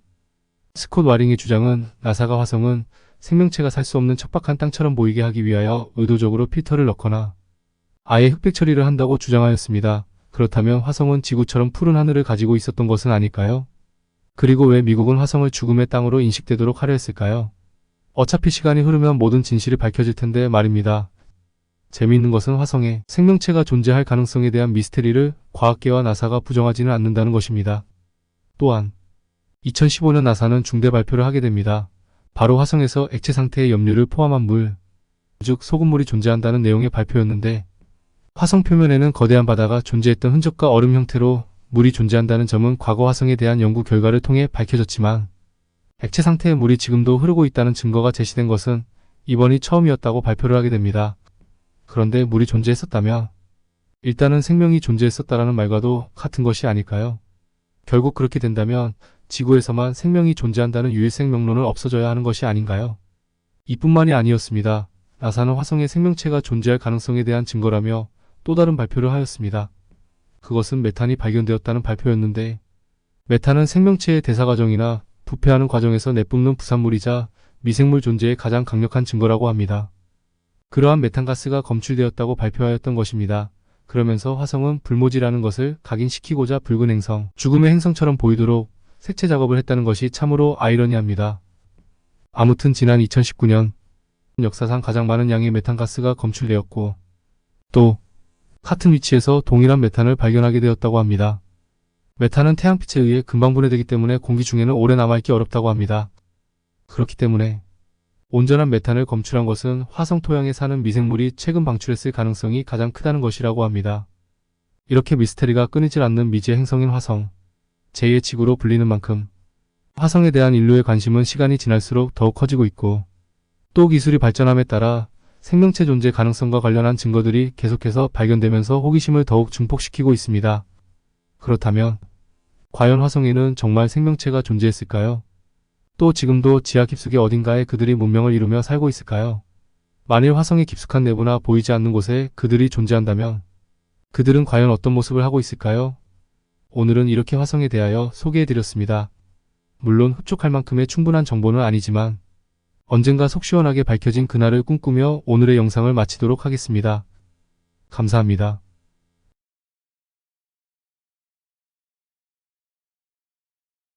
사실로 밝혀진 남극의 외계인 두개골. 안녕하세요, 미스테리함 인사드립니다. 여러분들은 혹시 남극에 대하여 얼마나 알고 계신가요? 물론 직접 가보지는 못하고 여기저기 흘러나오는 기사가 지금 우리가 접할 수 있는 정보가 전부일 것입니다. 그러나 특이하게도 남극에 대한 미스테리가 참으로 많다는 것 그 자체가 신기한데요. 아무나 갈 수 없는 곳이기도 하겠지만 그곳이 아직까지는 미지의 세계나 다름없는 곳이다 보니 카더라 통신이 많이 발생하기도 하는 듯합니다. 워낙 비밀에 쌓여있는 곳이고 확인도 어렵다는 점을 틈타 도저히 믿을 수 없는 루머들도 생겨납니다. 그래서 오늘도 남극에 대한 미스테리 한 가지 소개해드리도록 하겠습니다. 2014년 남극의 라파엘이라는 지역에서 특이한 두개골이 발견되었습니다. 길쭉한 세 개의 두개골은 눈구멍이 무척이나 커다랗고 그 두개골의 주인이 살았던 시기는 약 1000년 전으로 추정된다고 하는데 보통 우리가 알고 있는 인간의 두개골과는 확연한 차이가 있어 음모론자들에 의해 미스테리로 만들어지기에 딱 좋게 생겼다 보니 여러 이야기가 전해진다고 합니다. 그래서 준비했습니다. 1000년 전 살았을 두개골의 주인에 관련된 사연은 어떤 것들이 있는지 지금부터 시작하겠습니다. 남극에는 여러분들이 미처 생각지도 못할 만큼 어마어마한 미스테리로 가득합니다. 남극에 피라미드가 발견되었다부터 아직도 유령선이 떠다닌다는 미스테리도 있고, 심지어 2차 대전 당시 독일의 비밀기지 근처로 추락한 UFO까지 다양한 종류의 미스터리들이 아직도 회자되고 있는 곳이 남극입니다. 이번에 발견된 두개골을 발견한 곳은 스미소니언 소속의 고고학자 데미안 워터스와 그의 팀원들이 발견했다고 합니다. 한눈에 봐도 이상한 두개골은 마치 외계인의 해골이 아니고서는 도저히 이해가 되지 않을 만큼 독특한 탓에 많은 관심을 받았다고 합니다. 공식적으로도 기사가 났다고 하니 거짓 루머는 아닌 사실로 밝혀진 최초의 미스테리라고 합니다. 남극 대륙은 산과 얼음, 그리고 툰드라 지역과 극한의 열악한 추위로 인해 처음 발견된 지 200년이 지난 지금도 상대적으로 탐험되지 않은, 아니 탐험할 수 없는 지구의 몇 안 되는 지역이라고 합니다. 여기서 툰드라라고 한다면 지하에 1년 내내 녹지 않는 영구 동토가 있고 강수량이 적은 지역을 일컬어 툰드라라고 한다고 합니다. 그만큼 열악한 환경이라는 뜻이 되겠네요. 그래서 사람들은 더욱 호기심을 갖게 되기도 하는 곳이 바로 남극입니다.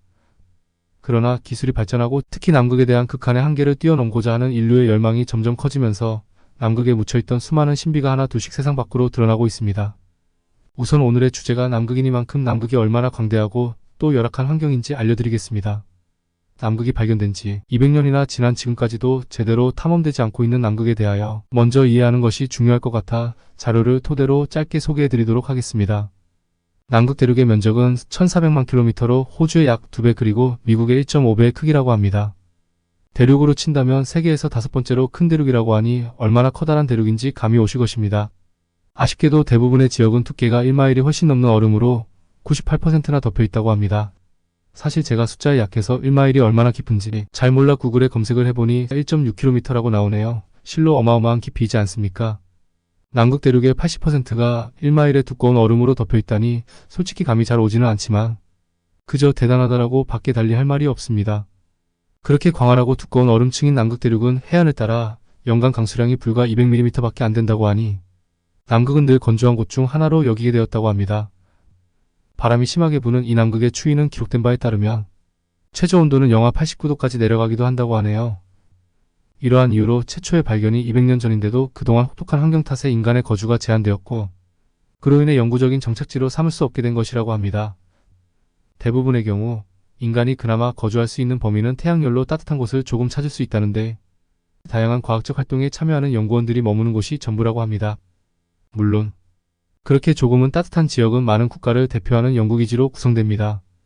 우리나라도 남극세 종과학기지와 장보고기지가 있다고 알고 있습니다. 남극세 종과학기지는 서남극 남극반도에 평행하게 발달한 남스틀랜드 군도의 킹조지 섬에 위치하고 있다고 합니다.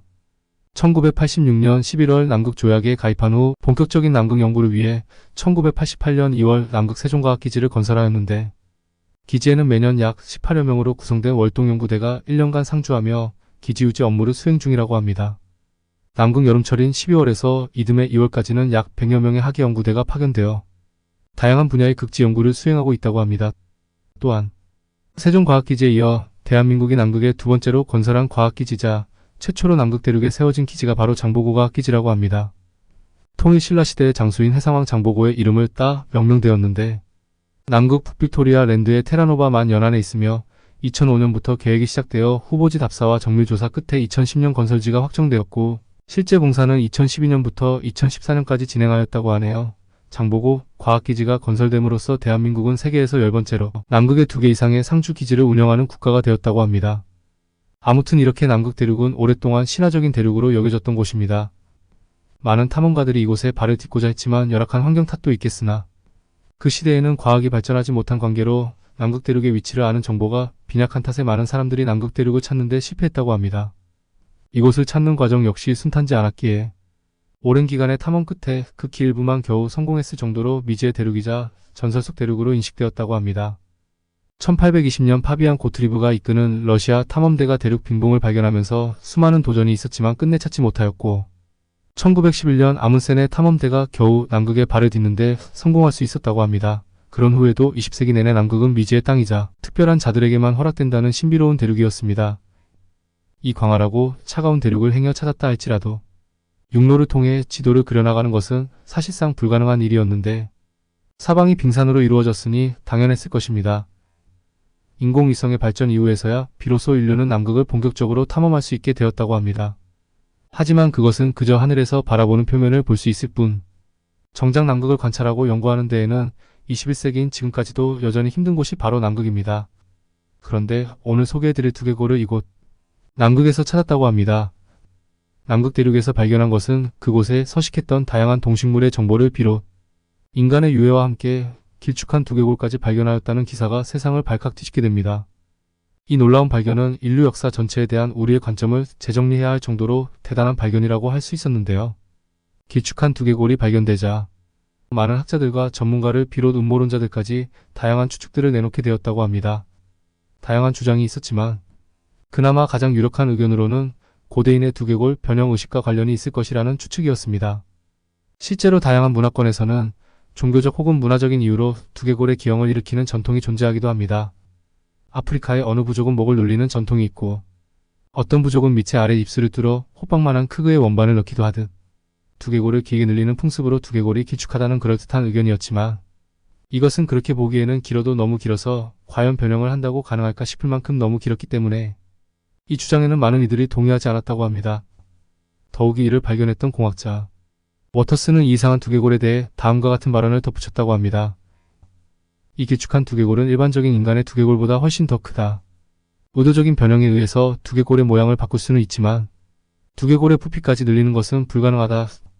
게다가 이 두개골에는 인간의 것과 크게 구별되는 몇 가지 중요한 물리적 특성이 존재한다라고 말했다고 합니다. 그래서 이 두개골은 결국 외계 존재의 잔해이거나 심지어는 인간과 외계인의 잡종일지도 모른다는 추측까지 내놓았다고 합니다.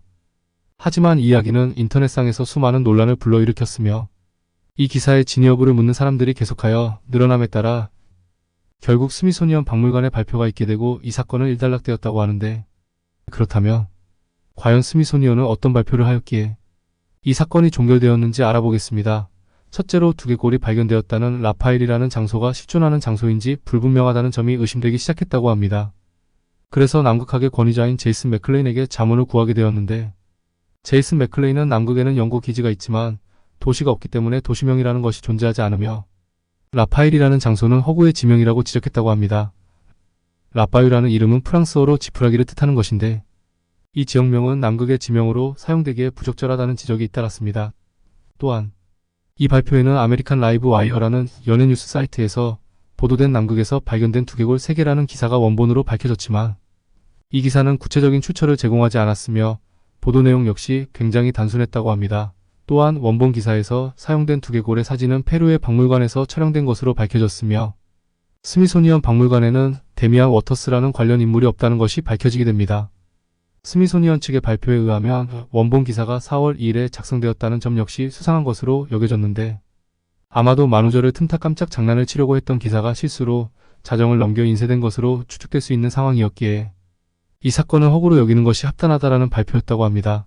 이 이야기는 남극과 관련된 한편의 재미있는 이야기로 아직까지 미스테리를 좋아하는 마니아들에 의해 꾸준히 회자되고 있다고 합니다.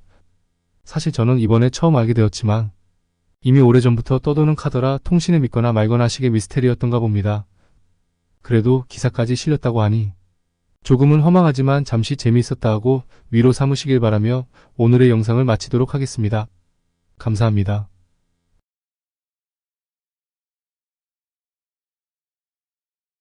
그동안 가짜 예수에 속았다. 안녕하세요. 미스테리함 인사드립니다. 오늘은 그동안 우리가 잘못 알고 있었던 예수의 겉모습을 제대로 알아보기 위한 영상을 준비하였습니다.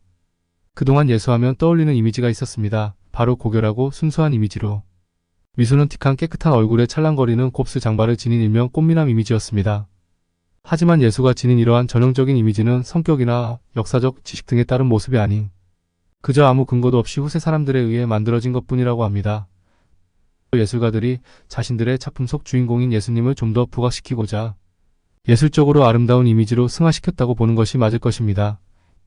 예술가들이 주도하여 만들어낸 하나의 상상일 뿐인 것이고 역사적으로 이어지다 보니 전형적인 이미지로 굳어진 것뿐이라는 것입니다. 선한 얼굴의 고결한 미남자가 아무 죄 없이 고난받고 십자가형을 당한다고 했을 때 그 모습은 참으로 가련하고 애잔해 보일 것이라는 편견에서 나왔다고 봐도 무방할 것입니다. 일종의 종교의 극대화를 위한 애잔함이자 거룩한 희생을 돋보이고자 했던 예술가들의 미학이었다는 것이지요. 또한 이 고결한 이미지의 꽃미남의 모습으로 새하얀 옷을 입고 부활했을 때 그 모습은 참으로 순수하고 아름다워 보일 것이기 때문에 역사학자나 종교학자들은 극구 만류하지 않았던 것 같습니다. 만일 영화 300에서 나올 법한 큰 몸집을 지닌 야성적인 남자라고 생각했을 때 어떤 이미지로 각인되었을지가 몹시 궁금해지기도 합니다. 어쨌거나 그림이나 조각을 통하여 예술을 표현해내는 작가들이 만들었다는 동화 속의 꽃미남 스타일의 예수는 실제 예수의 모습이 아니라고 합니다. 그렇다면 과연 진짜 예수의 얼굴은 어떤 이미지였을까요? 오늘 소개해드릴 두 사건은 특이하게도 아이들이 주인공입니다. 위의 기준이 자리 잡기 전에 어린아이의 눈에 비추어졌던 예수의 얼굴은 어떤 얼굴이었을지 알아보도록 하겠습니다. 물론 이 역시 아이들이라고 해서 무조건 100% 그대로 믿을 수만은 없겠지만 그래도 위의 기준이 확고하게 정립된 성인보다는 좀 더 객관적일 수 있다는 점. 그러니 아이의 눈높이라는 점 염두에 두시기 바라며 각자의 소신껏 받아들이시길 바라겠습니다. 책의 내용을 인용하였습니다. 2003년 3월의 어느 날 3살짜리 소년 콜튼은 갑자기 복통을 호소하더니 구토를 하기 시작했습니다. 콜튼의 부모는 처음에는 음식에 문제가 있다고 생각했고 그래서 심한 장염이 왔다고 생각했습니다. 그런데 콜튼이 30분 간격으로 심한 구토를 반복하는 것을 보고 부모는 불안을 느끼기 시작했고 결국 콜튼은 병원에서 이런저런 검사를 받게 되었는데 의사가 보여준 엑스레이 사진은 충격적이었습니다. 콜튼의 작은 몸통을 찍은 엑스레이 사진에는 거무스름한 덩어리가 3개가 찍혀 있었는데 마치 뱃속이 폭발한 모습처럼 보여 콜튼의 부모가 의사에게 병명을 물어보았지만 의사는 난처한 듯 자신도 이러한 경우는 처음인지라 딱히 병명은 아직 잘 모르겠다고 대답할 뿐이었습니다. 어린 콜튼은 곧바로 입원을 하게 되었는데 입원한 지 이틀 되었을 때 아버지인 토드는 아들의 얼굴에서 죽음의 그림자를 보았다고 했습니다. 그는 다음과 같이 기억한다고 책에 기록되어 있었습니다. 나는 즉시 알아봤다. 목사인 나는 가끔 임종의 현장을 지켜볼 기회가 있다. 그래서 알 수 있었다. 병원 또는 요양원에서 그리고 호스피스에서 임종이 다가왔음을 알 수 있는 딱히 말로는 할 수 없는 어두운 신호가 있다. 그들이 이 세상에 머물 시간이 며칠 혹은 몇 시간, 혹은 몇 분밖에 남지 않는다는 것을 나는 느낄 수 있었다. 그런데 바로 나의 어린 아들에게서 그런 죽음의 그림자를 보았던 것이다. 아직 4살도 채 되지 않은 나의 아들의 죽음은 심한 충격으로 다가와 심장을 파고들었다. 결국 콜튼은 목숨을 건 큰 수술에 들어갔고 다행히 부모님의 걱정과도 달리 이 수술은 성공적으로 잘 마무리되었습니다. 콜튼의 건강은 천천히 회복되었는데 놀라운 것은 병원에서 나온 후 콜튼의 말과 행동에 이상한 점들이 나타나기 시작했다는 것입니다. 콜튼은 수술 당시 자신이 육체를 벗어났었다고 말하기도 했고 천사들과 이야기를 나누었다고 말하기도 했으며 심지어 예수님의 무릎에 앉아 있었다고 말하기까지 했다고 합니다. 또한 콜튼은 예수님이 착한 아이가 되어야 한다라고 자기에게 직접 말씀하셨다고 말하기도 했는데 이에 대한 부모님의 생각은 수술을 받고 있는 동안 콜튼이 전신마취 상태에 있었기 때문에 깊은 잠이 들어 꿈이나 환상을 보았을 것이라고 가볍게 생각하고 넘기려 했다고 합니다. 그러나 콜튼은 자신의 수술이 이루어지고 있는 동안 병원의 각 장소에서 무슨 일이 일어났는지를 정확하게 말하기도 했고 아빠는 작은 방에서 혼자 큰 소리로 기도하고 있었잖아요. 엄마는 다른 방에서 통화하고 있었고요. 라고 그날 있었던 일들을 정확하게 묘사하는 콜튼을 보고 놀라지 않을 수가 없었다고 합니다. 실제로 콜튼의 아버지인 토드는 혼자 구석진 작은 방에서 화를 내듯이 소리내면서 기도하고 있었는데 어린 아들이 죽을 수도 있다는 상황에 깊은 절망감을 느끼던 터라 목 놓아 울며 기도했던 것이라고 합니다. 그런데 이러한 자신의 행동을 마치 옆에서 지켜보기라도 했다는 듯이 정확하게 상황 묘사를 하는 아들의 말에 토드는 그저 놀라움의 말을 잊지 못했다고 합니다. 이러한 아들의 말에 놀라움을 느낀 콜튼의 아버지가 말했습니다. 근데 콜튼 넌 수술실에 있었잖아. 우리가 뭘 하고 있었는지 내가 어떻게 알았다는 거야? 라고 물었고 콜튼이 대답했는데 그야 저는 엄마 아빠를 볼 수 있었으니까요. 내 몸을 떠나 위로 올라가서 내려다보니 의사 선생님이 내 몸을 수술하는 것이 보이던데요. 그리고 엄마랑 아빠도 보였어요. 아빠가 작은 방에서 혼자 큰 소리로 기도하고 있었고 엄마는 다른 방에서 통화하고 있는 것이 전부 보였어요. 콜튼의 어머니가 콜튼에게 물었습니다. 병원에서 수술하는 동안 있었던 일들 더 기억나는 거이니? 하고 묻자 콜튼이 곧바로 대답했습니다. 네, 기억나요. 천사들이 저에게 노래를 불러줬어요. 내가 위일락 유를 불러달라고 했는데 그건 안 불러주던데요. 예수님이 노래 좀 불러주라고 천사들에게 시키셨던 거예요. 그래서 천사들이 나를 위해 노래를 불러줬던 것이에요. 왜냐하면 나는 그때 엄청 겁에 질려 있었거든요. 천사들의 노래는 나를 기분 좋게 했어요. 콜튼의 부모는 어린 아들이 조금의 주저함도 없이 자신들의 질문에 곧장 말하고 있다는 것을 알 수 있었다고 했습니다. 이윽고 콜튼이 이어서 말했습니다. 저는 예수님 무릎 위에 앉아 있었어요. 오울러렌 박사님이 저를 치료해주고 계실 때요. 콜튼의 아버지가 예수님은 어떻게 생기셨는지를 묻자 콜튼이 대답했는데 머리카락은 갈색이고 얼굴에도 머리카락이 있어요. 그리고 예수님의 눈은 아주 예뻐요. 아빠 그거 알고 계셨어요? 예수님한테 빨간색 마커 자국이 있어요. 여기에 예수님의 마커 자국이 있어요. 하며 자신의 손을 가리켰다고 합니다. 아무리 기독교 집안이라 해도 영유아 아들에게는 예수가 못 박힐 때의 모습이나 창에 찔리고 고통받는 장면들까지 디테일한 내용은 일절 말하지 않는 것이 관행이었고 때문에 어린 콜튼이 예수의 상처 자국에 대해서 들었을 가능성은 없었다고 합니다. 콜튼의 대답은 아무런 주저함도 없이 산수의 답을 미리 알고 있던 모든 질문에 무의식적으로 바로 답했는데 그것이 너무나 빨랐기에 부모는 깜짝 놀랐으며 콜튼이 직접 본 사실들을 있는 그대로 전달할 때 느껴지는 담담한 그러나 확신에 찬 콜튼의 천국 경험담이었습니다. 콜튼이 천국에 대해서 말한 내용을 정리하자면 다음과 같습니다. 천국의 첫 번째 특징은 모두들 날개가 달려 있어서 마음대로 날아다닌다. 날개가 없는 사람은 오직 예수님밖에 없으시다. 예수님은 그냥 엘리베이터처럼 올라갔다 내려갔다 자유롭게 날 수 있으시다. 놀랍게도 성경에는 이와 같은 특징에 대해 언급한 대목이 있습니다. 너희를 떠나 하늘로 올라가신 예수께서는 지금 하늘로 올라가신 것과 똑같은 방식으로 내려오실 것이다. 다음은 천국의 두 번째 특징은 모든 사람들 머리 위에 빛이 있다였습니다. 마찬가지로 성경에 정리되어 있듯 천사들이 사람들 앞에 나타날 때 거의 눈을 못 뜰 정도로 눈부시게 밝은 빛으로 나타난다고 합니다. 그 천사의 얼굴은 찬란하게 빛났고 옷은 눈부시었다는 구절이 기록되어 있기도 하며 또는 예언자 다니엘이 마주했던 천사 또한 이와 비슷한 모습이었다고 기록되어 있습니다.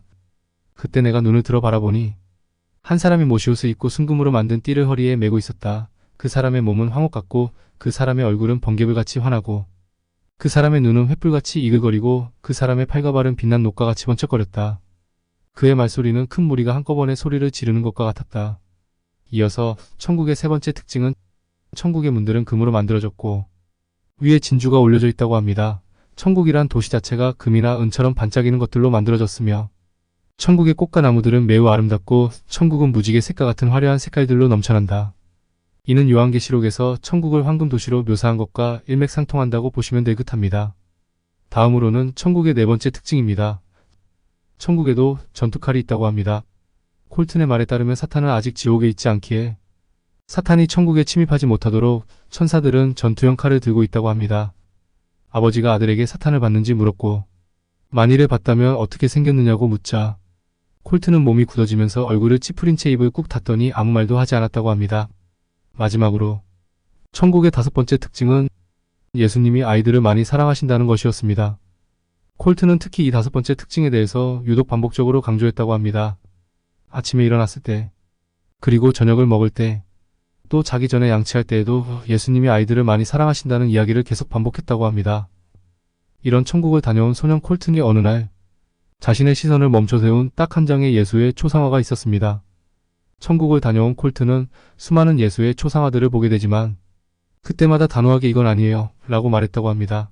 그러나 콜튼은 어떤 한 예수의 초상화를 한참 깊게 들여다보더니 이 그림은 예수님이 맞아요 라고 말했는데 콜튼이 천국에서 보았던 그 예수의 얼굴과 똑같은 얼굴이 이 초상화에 구현되어 있던 것이었기 때문입니다. 콜튼이 예수님이라고 단박에 인정했던 이 작품의 이름은 평화의 왕자, 부활이라는 그림으로 아키아나 크라마리크라는 리투아니아계 미국인 여성의 그림이었던 것입니다. 평화의 왕자, 부활이란 작품은 그녀가 불과 8살이었을 때 40시간 만에 완성한 작품이라고 합니다. 아키아나 크라마리크는 4살 때부터 그림을 그리기 시작했는데 천재적인 재능 덕분에 이미 8살 때 자신의 작품을 약 1,400만 원에 팔았을 정도로 천재적인 화가 소녀였던 것입니다. 그런 아키아나 크라마리크가 4살 때부터 천국에 대한 환상을 보기 시작했다고 알려졌는데 놀랍게도 이 천국 소녀 아키아나가 묘사하는 천국은 콜튼이 묘사하는 천국과 거의 일치했다고 합니다. 아키아나가 묘사한 예수는 무엇보다 야성적인 남자의 이미지가 강조되었는데 보통 우리가 알고 있던 순결하고 고결한 모습의 꽃미남하고는 판이하게 달라도 너무 다른 모습이었습니다. 사실 아키아나 크라마리크의 그림을 본 많은 사람들은 오히려 이런 남성적이고 야성미가 넘치는 이미지가 성경 속 예수에게 더 어울린다고 말했습니다. 성경 속에 묘사된 예수는 실제로 아키하나의 그림과 같이 야성적인 행보를 보였기 때문입니다. 예수의 언행은 자유롭고 지혜로웠지만 반면에 무엇보다 거침이 없었고 파격적이었으며 저돌적이었던 것입니다. 진실하지 않고 올바르지 않은 것들을 앞에 두었을 때 예수가 보였던 태도는 그야말로 상남자 그 자체였으니까요. 예수는 완고한 위선자들에게 톡사의 새끼들이라고 직접 대놓고 욕을 하기도 했고, 가르침을 펴는 도중에는 손으로 죄를 지을 바엔 차라리 그 손을 잘라내고 눈으로 죄를 지을 바엔 차라리 그 눈을 뽑아버리라는 다소 과격한 발언을 서슴지 않았기 때문입니다. 또한 예배 장소가 장사꾼들의 시장 바닥으로 변질된 것을 보고선 노끈을 채찍 삼아 가축들을 전부 다 쫓아내시고는 상인들의 거래용 테이블을 마구 뒤엎어버리는 당시 종교의 최고 지도자로서는 생각할 수 없는 과격한 행동을 하기도 했기 때문에 어쩌면 우리가 알고 있는 곱고 단아한 깨끗한 꽃미남보다는 아키하나 크라마리크가 그린 상남자 이미지가 더 와닿는다는 평이 여러 곳에서 생기게 된 것입니다. 소년 콜튼이 만난 예수는 가녀린 미남자 예수가 아니라 야성적인 상남자 예수였고, 콜크는 가녀린 미남자 예수 그림들에 대해서는 하나같이 이건 아니다 라며 인정하지 않았는데, 천국 소녀 아키하나가 그린 야성적인 상남자 이미지의 예수 그림에 대해서는 유일하게 이건 맞다라고 인정했다고 하니, 과연 콜튼과 아키하나가 보았던 예수는 2000년 전 실존했던 그 예수와 동일한 주체였던 것일까요? 이쯤에서 상남자 예수 그림을 그린 아키하나에 대한 이야기를 좀 더 진행해 보도록 하겠습니다. 놀랍게도 아키하나는 무신론 집안에서 자랐지만 4살 때부터 스스로 천국에 대한 이야기를 하기 시작했다고 합니다. 당시 대화를 정리하자면 엄마, 오늘 하나님을 만났어요. 라고 아키하나가 어머니에게 자신이 하나님을 만났다고 말하였다고 합니다. 아키하나의 어머니는 냉소적인 무신론자로 하나님이라는 단어 자체를 터무니없고 유치하게 생각하는 사람이었다고 합니다. 그런 그녀가 딸에게서 하나님이라는 단어를 듣게 되고 또 직접 만나기까지 했다는 말을 듣고 그녀가 딸에게 하나님이라고? 라고 귀찮은 듯 웬 생뚱맞은 말을 하는 거지라는 투로 묻자 딸이 이렇게 대답했다고 합니다. 하나님은 빛이에요. 따뜻하고 좋은 빛. 그분은 모든 걸 알고 계시고 저랑 이야기를 나누세요. 아키하나의 어머니는 어이없으면서도 차분하게 말하는 딸을 보며 농담이 아니구나라는 것을 직감적으로 느끼고는 딸에게 꿈에 대하여 더 이야기해달라고 부탁했습니다. 그러자 아키하나는 그런 어머니의 의중을 알아차리기라도 한 듯이 좀 더 확신에 찬 목소리로 어머니에게 이렇게 말했습니다. 분명 꿈이 아니에요. 진짜예요. 어머니는 못 믿으실지 모르겠지만 저는 꿈이 아니라 진짜 살아계신 하나님을 만났고 또 대화도 나누었어요. 라고 진지하게 말했고, 아키하나의 어머니는 아키하나가 살짝 걱정된다는 말투로 하나님이라는 말은 도대체 어디서 들었으며 누가 가르쳐 주었는지 묻자 아키하나가 곧바로 대답했습니다. 어머니는 이해 못하실 거예요. 하나님이 직접 저를 찾아와 주셨거든요. 아키하나의 어머니는 아이 스스로 그 누구도 알려주지 않은 하나님이라는 단어를 알고 있다는 사실에 놀라움을 금치 못했다고 합니다. 어린 아키하나의 말에 따르면 하나님이 자신을 데리고 다니시면서 그림을 어떻게 그려야 하는지 자신에게 가르쳐 주었다고 합니다. 어머니는 딸이 어렸을 때부터 남다른 경향을 보여왔던 것을 기억하기에 아키하나가 자신만의 공간에 갇혀 이상한 공상에 빠지면 어쩌나 하는 마음으로 늘 걱정이었고, 또래 아이들과는 달랐기에 늘 곁에서 지켜봐왔다고 합니다. 다행히 아키하나는 그리 큰 문제 없이 잘 자라주었고 어린 아이답지 않게 동화나 환상 혹은 인위적인 것들에는 관심이 없었으며 놀이와 공부를 진지하게 받아들였으며 실제적인 것을 좋아했다고 판단한 어머니는 아키하나가 망상이나 공상에 빠져서 하는 말은 아닐 것이라고 생각하게 되었다고 합니다. 때때로 아키하나는 나이 많은 사람처럼 진중한 태도로 말하기를 좋아했고 늘 매사에 진지한 태도를 보였는데 또래 아이들에 비해 이상할 정도로 몰입도 높을 뿐 아니라 늘 사물에 대한 논평을 했고 그에 어울리는 폭넓은 어휘력을 구사했다고 합니다. 그것은 가족에게조차 평범한 어린아이가 아니라는 점 때문에 혹여 정신 이상 현상이라도 생기는 것은 아닌지 살짝 두려움을 가지고 있었던 딸이기에 그녀의 하나님의 발언에 대하여 걱정스러움과 또 그녀의 타고난 능력이 혹여 자신들이 알지 못하는 영의 세계와 연결되어 있는 것은 아닌지 궁금해졌다고 합니다. 그렇게 아키하나는 그 외에는 너무나도 정상으로 잘 자라 주었고 여전히 지금도 하늘에 다양한 그림을 그리고 있다고 하네요. 특히 아키하나는 천국의 음악에 대해서 다음과 같이 설명하기도 했습니다. 천국에서 듣는 음악은 여기 음악보다 훨씬 좋아요. 여기 음악은 귀와 머리를 너무 아프게 하는데 하늘나라의 음악은 항상 부드러워요. 세상에서 듣는 음악과 얼마나 다른지 말로는 설명 못해요. 천국의 음악은 행복하고 사랑스럽고 향기롭고 나비처럼 춤추는 듯한 느낌을 줘요. 그곳에선 음악이 살아있어요. 라고 말했다고 합니다. 아키하나는 관련 교육을 받은 적도 없는데 아주 어렸을 때부터 스스로 그림을 그렸고 어른들이 읽으며 눈물을 흘릴 만큼 깊은 공감을 자아내는 시를 아주 잘 썼다고 합니다.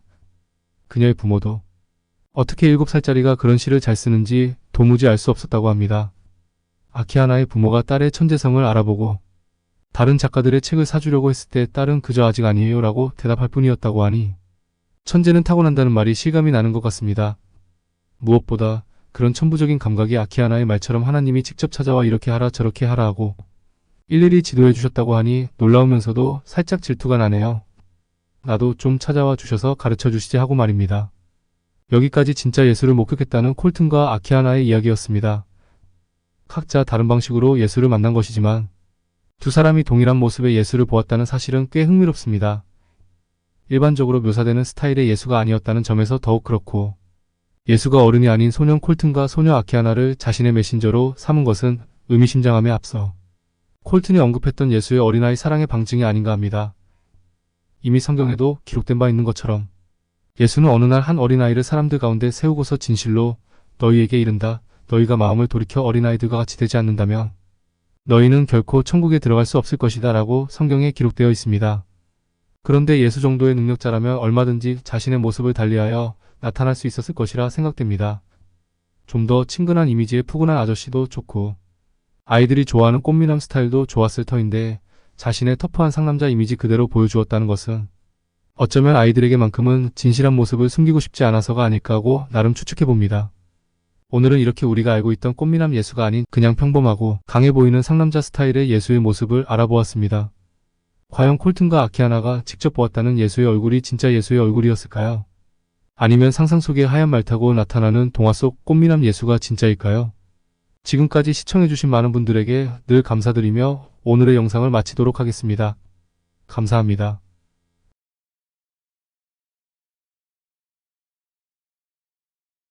초고대 문명의 미스테리 그랜드 캐니언. 안녕하세요, 미스테리함 인사드립니다. 오늘의 영상은 오래전 다루었던 그랜드 캐니언에 관한 영상입니다. 그때도 나름 열심히 자료를 구해서 만들었다고 생각했는데 좀 더 설득력 있는 영상을 통하여 제가 만들었던 영상에 부족했던 부분들이 떠올라 좀 더 알차게 다듬어서 새롭게 영상을 만들어 소개하고자 합니다.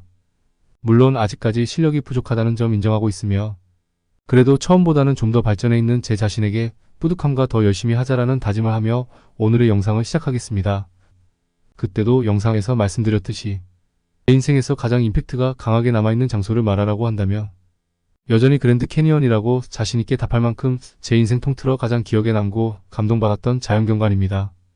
물론 아직 세계 곳곳을 돌아다니지 못했으니 살다 보면 더 좋은 곳을 만나게 될지는 모르겠으나 현재까지 제 인생 최고의 경치는 역시 그랜드 캐니언입니다. 이와 같이 그랜드 캐니언은 미국 애리조나 주 북서부 고원지대가 콜로라도 강에 침식되어 생긴 협곡입니다. 폭은 0.2에서 29km 정도이고 애리조나 주 북쪽 경계선 근처에 있는 파리아 강어귀에서부터 시작하여 네바다주 경계선 근처에 있는 그랜드 위시 절벽까지 약 446km가 이어져 있다고 합니다.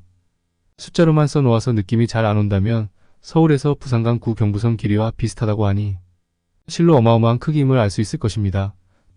그랜드 캐니언의 면적은 약 5,000 평방킬로미터로 남한 면적의 5% 정도의 크기라고 합니다. 그랜드 캐니언의 설명은 이쯤으로 하도록 하고 바로 미스테리에 얽힌 이야기로 넘어가겠습니다.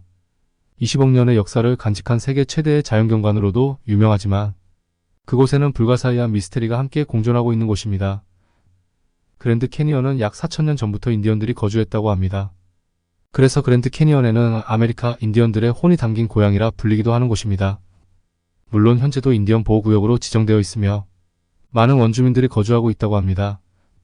특히 이곳에는 우리에게도 잘 알려진 호피족이 곳곳에 거주하고 있다고 합니다. 길이 약 446km이며 최대 깊이가 약 1.5km로 압도적인 협곡의 웅장함에 누구나 너슬리게 만드는 그랜드 캐니언. 그런데 이곳에는 호피족들에게 전설처럼 전해져 오는 비밀스러운 장소가 있다고 합니다.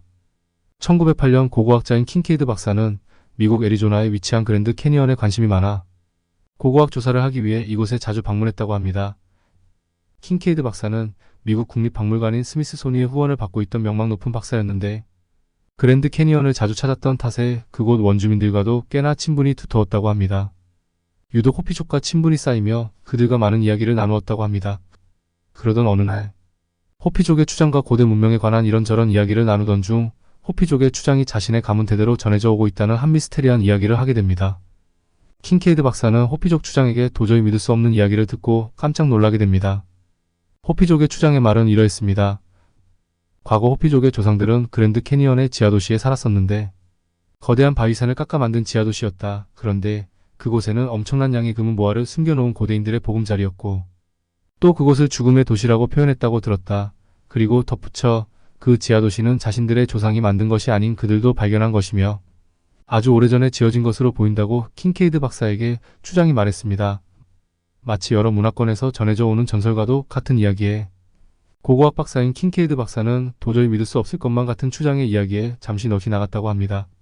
그렇지만 그동안 킹케이드 박사가 지켜봐왔던 호피족의 특성상 있지도 않은 이야기를 지어서 할 만큼 그런 싱거운 부족은 아니었다고 합니다. 호피족은 미국의 다른 원주민 부족보다 여러 방면으로 뛰어난 문화를 가지고 있었기에 호피족에게는 무엇인가 알 수 없는 전설이 있을 것이라고 평소에 느꼈던 킹케이드 박사는 추장의 이야기에 매우 놀라워하며 그 말에 전적으로 신뢰감을 느끼게 되었다고 합니다. 킹케이드 박사는 그 즉시 호피족들에게 들은 정보를 취합해 지하도시가 있을 법한 장소를 찾아 나서게 됩니다. 배를 타고 콜로라도 강을 따라 탐사하며 주변을 유심히 살펴보던 킹케이드 박사는 강둑 근처에서 지형지물에 가려져 잘 보이지 않던 입구 같은 작은 동굴을 찾게 됩니다. 도착한 곳은 출입 통제 구역으로 그랜드 캐니언 협곡 표면에서 약 450m보다 더 아래에 자리를 잡고 있었습니다. 킹케이드 박사는 가까이 다가가 입구 주변으로 난 끌 자국을 발견하고 이곳이 바로 지하도시로 이어지는 입구라는 확신을 했다고 합니다. 끌이란 나무나 돌 또는 금속과 같은 단단한 재료를 절단하거나 다듬을 때 사용하는 도구인데 그 동굴 입구가 바로 이 끌 자국이 선명하게 나 있었다고 합니다. 킹케이드 박사는 입구를 통해 들어서자 아래로 수킬로미터나 길게 이어진 좁은 길이 이어져 있었습니다. 그렇게 한참을 내려간 뒤에야 드디어 진짜 입구로 보이는 문을 발견할 수 있었다고 합니다. 도시는 암석을 깎아 만든 형태로 중앙에는 큰 공동홀이 있었고 그 중심으로 수십 개의 통로가 바퀴살처럼 사방으로 뻗어나가고 있었습니다. 각각의 통로 옆으로는 또 다른 방으로 이어지는 문이 있었고 어림잡아 보아도 수백 개에 달하는 방들이 있을 것으로 보였다고 합니다. 킹케이드 박사가 지하도시에 들어서며 가장 놀라워했던 것은 중앙 공동홀로 보이는 곳에 있던 거대한 석상이 있었는데 그 좁은 동굴 안에 그토록 크고 장엄함을 주는 거대한 석상에 몹시 놀랐다고 합니다. 거대한 그 석상은 양반 다리를 한 채로 앉아 양손에 연꽃이나 백합처럼 보이는 꽃을 들고 있었고 이곳에 살았던 주민들이 신성시하던 것인지 확신하지는 못하겠지만 이 석상을 본 순간 동양인과 매우 닮았다는 생각이 들었다고 했습니다. 놀랍게도 이 석상은 불교의 부처상을 매우 닮아 있었다는 기억을 하며 몇 개의 방을 더 조사하던 중 한 곳에서 특이한 모양의 도자기가 대량으로 발견되었고 도자기에는 고대 상형 문자로 보이는 그림이 그려져 있기도 했다고 했습니다. 킹케이드 박사는 지하도시를 탐사하며 할수록 각종 유물과 흔적들을 보고 마치 여러 문명을 뒤섞어 놓은 듯한 모습에 상당한 괴리감을 느꼈다고 합니다. 그는 고고학적으로 상당한 가치를 지닐 것으로 확신하고 탐사를 우선 마무리한 뒤 자신을 후원해준 스미스소니언에 이 사실을 알리고 탐사 지원을 요청하게 됩니다. 스미스소니언은 킹케이드 박사가 보내온 자료를 검토한 뒤 곧바로 스미스소니언 소속의 조단 박사와 연구팀을 합류시켜 2차 탐사를 이어나갑니다. 좀 더 깊숙한 곳으로 이동하며 탐사를 진행하게 되는데 이들이 본 지하도시의 크기는 상당했다고 합니다. 방개수로 추정해 보았을 때 이곳에는 약 5만 명 정도를 수용할 수 있었던 것으로 추정되었습니다. 그리고 탐사를 이어 나갈수록 놀라움의 연속이었습니다. 지하도시를 둘러보던 탐사대는 굉장히 넓은 방으로 들어서게 되는데 이곳에는 아마포로 감싼 수백 구의 미라들이 이 벽면에 각 층에 놓여 있었고 모두 남성의 미라로 보였다고 합니다.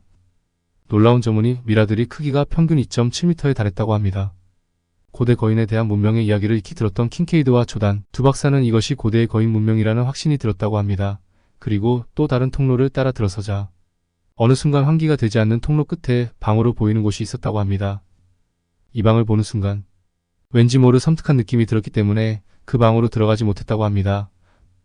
방으로 보이는 곳은 코를 찌르는 역겹고 독한 냄새가 풍겨왔는데 입구 주변으로 손전등을 비추어 보았지만 내부에 자욱하게 퍼져 있는 연기와 칠흑 같은 어둠으로 방 내부를 보는 것은 역부족이었다고 합니다. 이곳에 고대인들이 치명적인 가스나 화학물질을 의도적으로 깔아두었다면 이 내부는 절대 평범한 곳은 아닐 것이라는 직감으로 더는 위험을 무릅쓰고 들어가지 못하고 발길을 돌려야 했다고 합니다. 그 이후 그랜드 캐니언에 거대한 지하 도시가 있다는 소식이 많은 사람들에게 알려지게 되고 1909년 4월 5일 당시 일간지였던 애리조나 가제트에 기사가 실리며 큰 관심을 받게 됩니다. 하지만 이 기사를 마지막으로 자료를 넘겨받은 상부기관은 어째서인지 지하도시의 입구를 폐쇄하게 됩니다. 그 뒤 그랜드 캐니언의 지하도시에 관한 그 어떠한 정보도 공개되지 않았습니다. 이 소식을 들은 사람들은 대체로 두 가지 의견으로 나뉘었는데, 정부가 지하도시를 은폐하고 있다 또는 킨케이드가 지하도시를 발견했다는 것 자체가 거짓이다. 이렇게 두 가지 의견이 팽배해지는 가운데 박사가 직접 이 진실을 밝혀주길 바라고 있었습니다. 하지만 애리조나 가제트의 기사가 실린 이후 킨케이드 박사 또한 어떠한 신문이나 뉴스에서 다시는 찾아볼 수 없었습니다. 심지어 고고학계에서까지 증발하듯 그 흔적이 완전히 사라져 더 이상 킨케이드 박사에 관한 정보를 찾아볼 수 없었습니다. 20세기 초 음모론이 난무하던 시기에 지역신문에 실렸다는 것 자체만으로 지하도시가 진실이라 확신할 수는 없지만, 킨케이드 박사는 분명 존재했던 사람이고 미국 국립박물관인 스미스소니언 지원이 있던 탐사였다고 알려져 있습니다.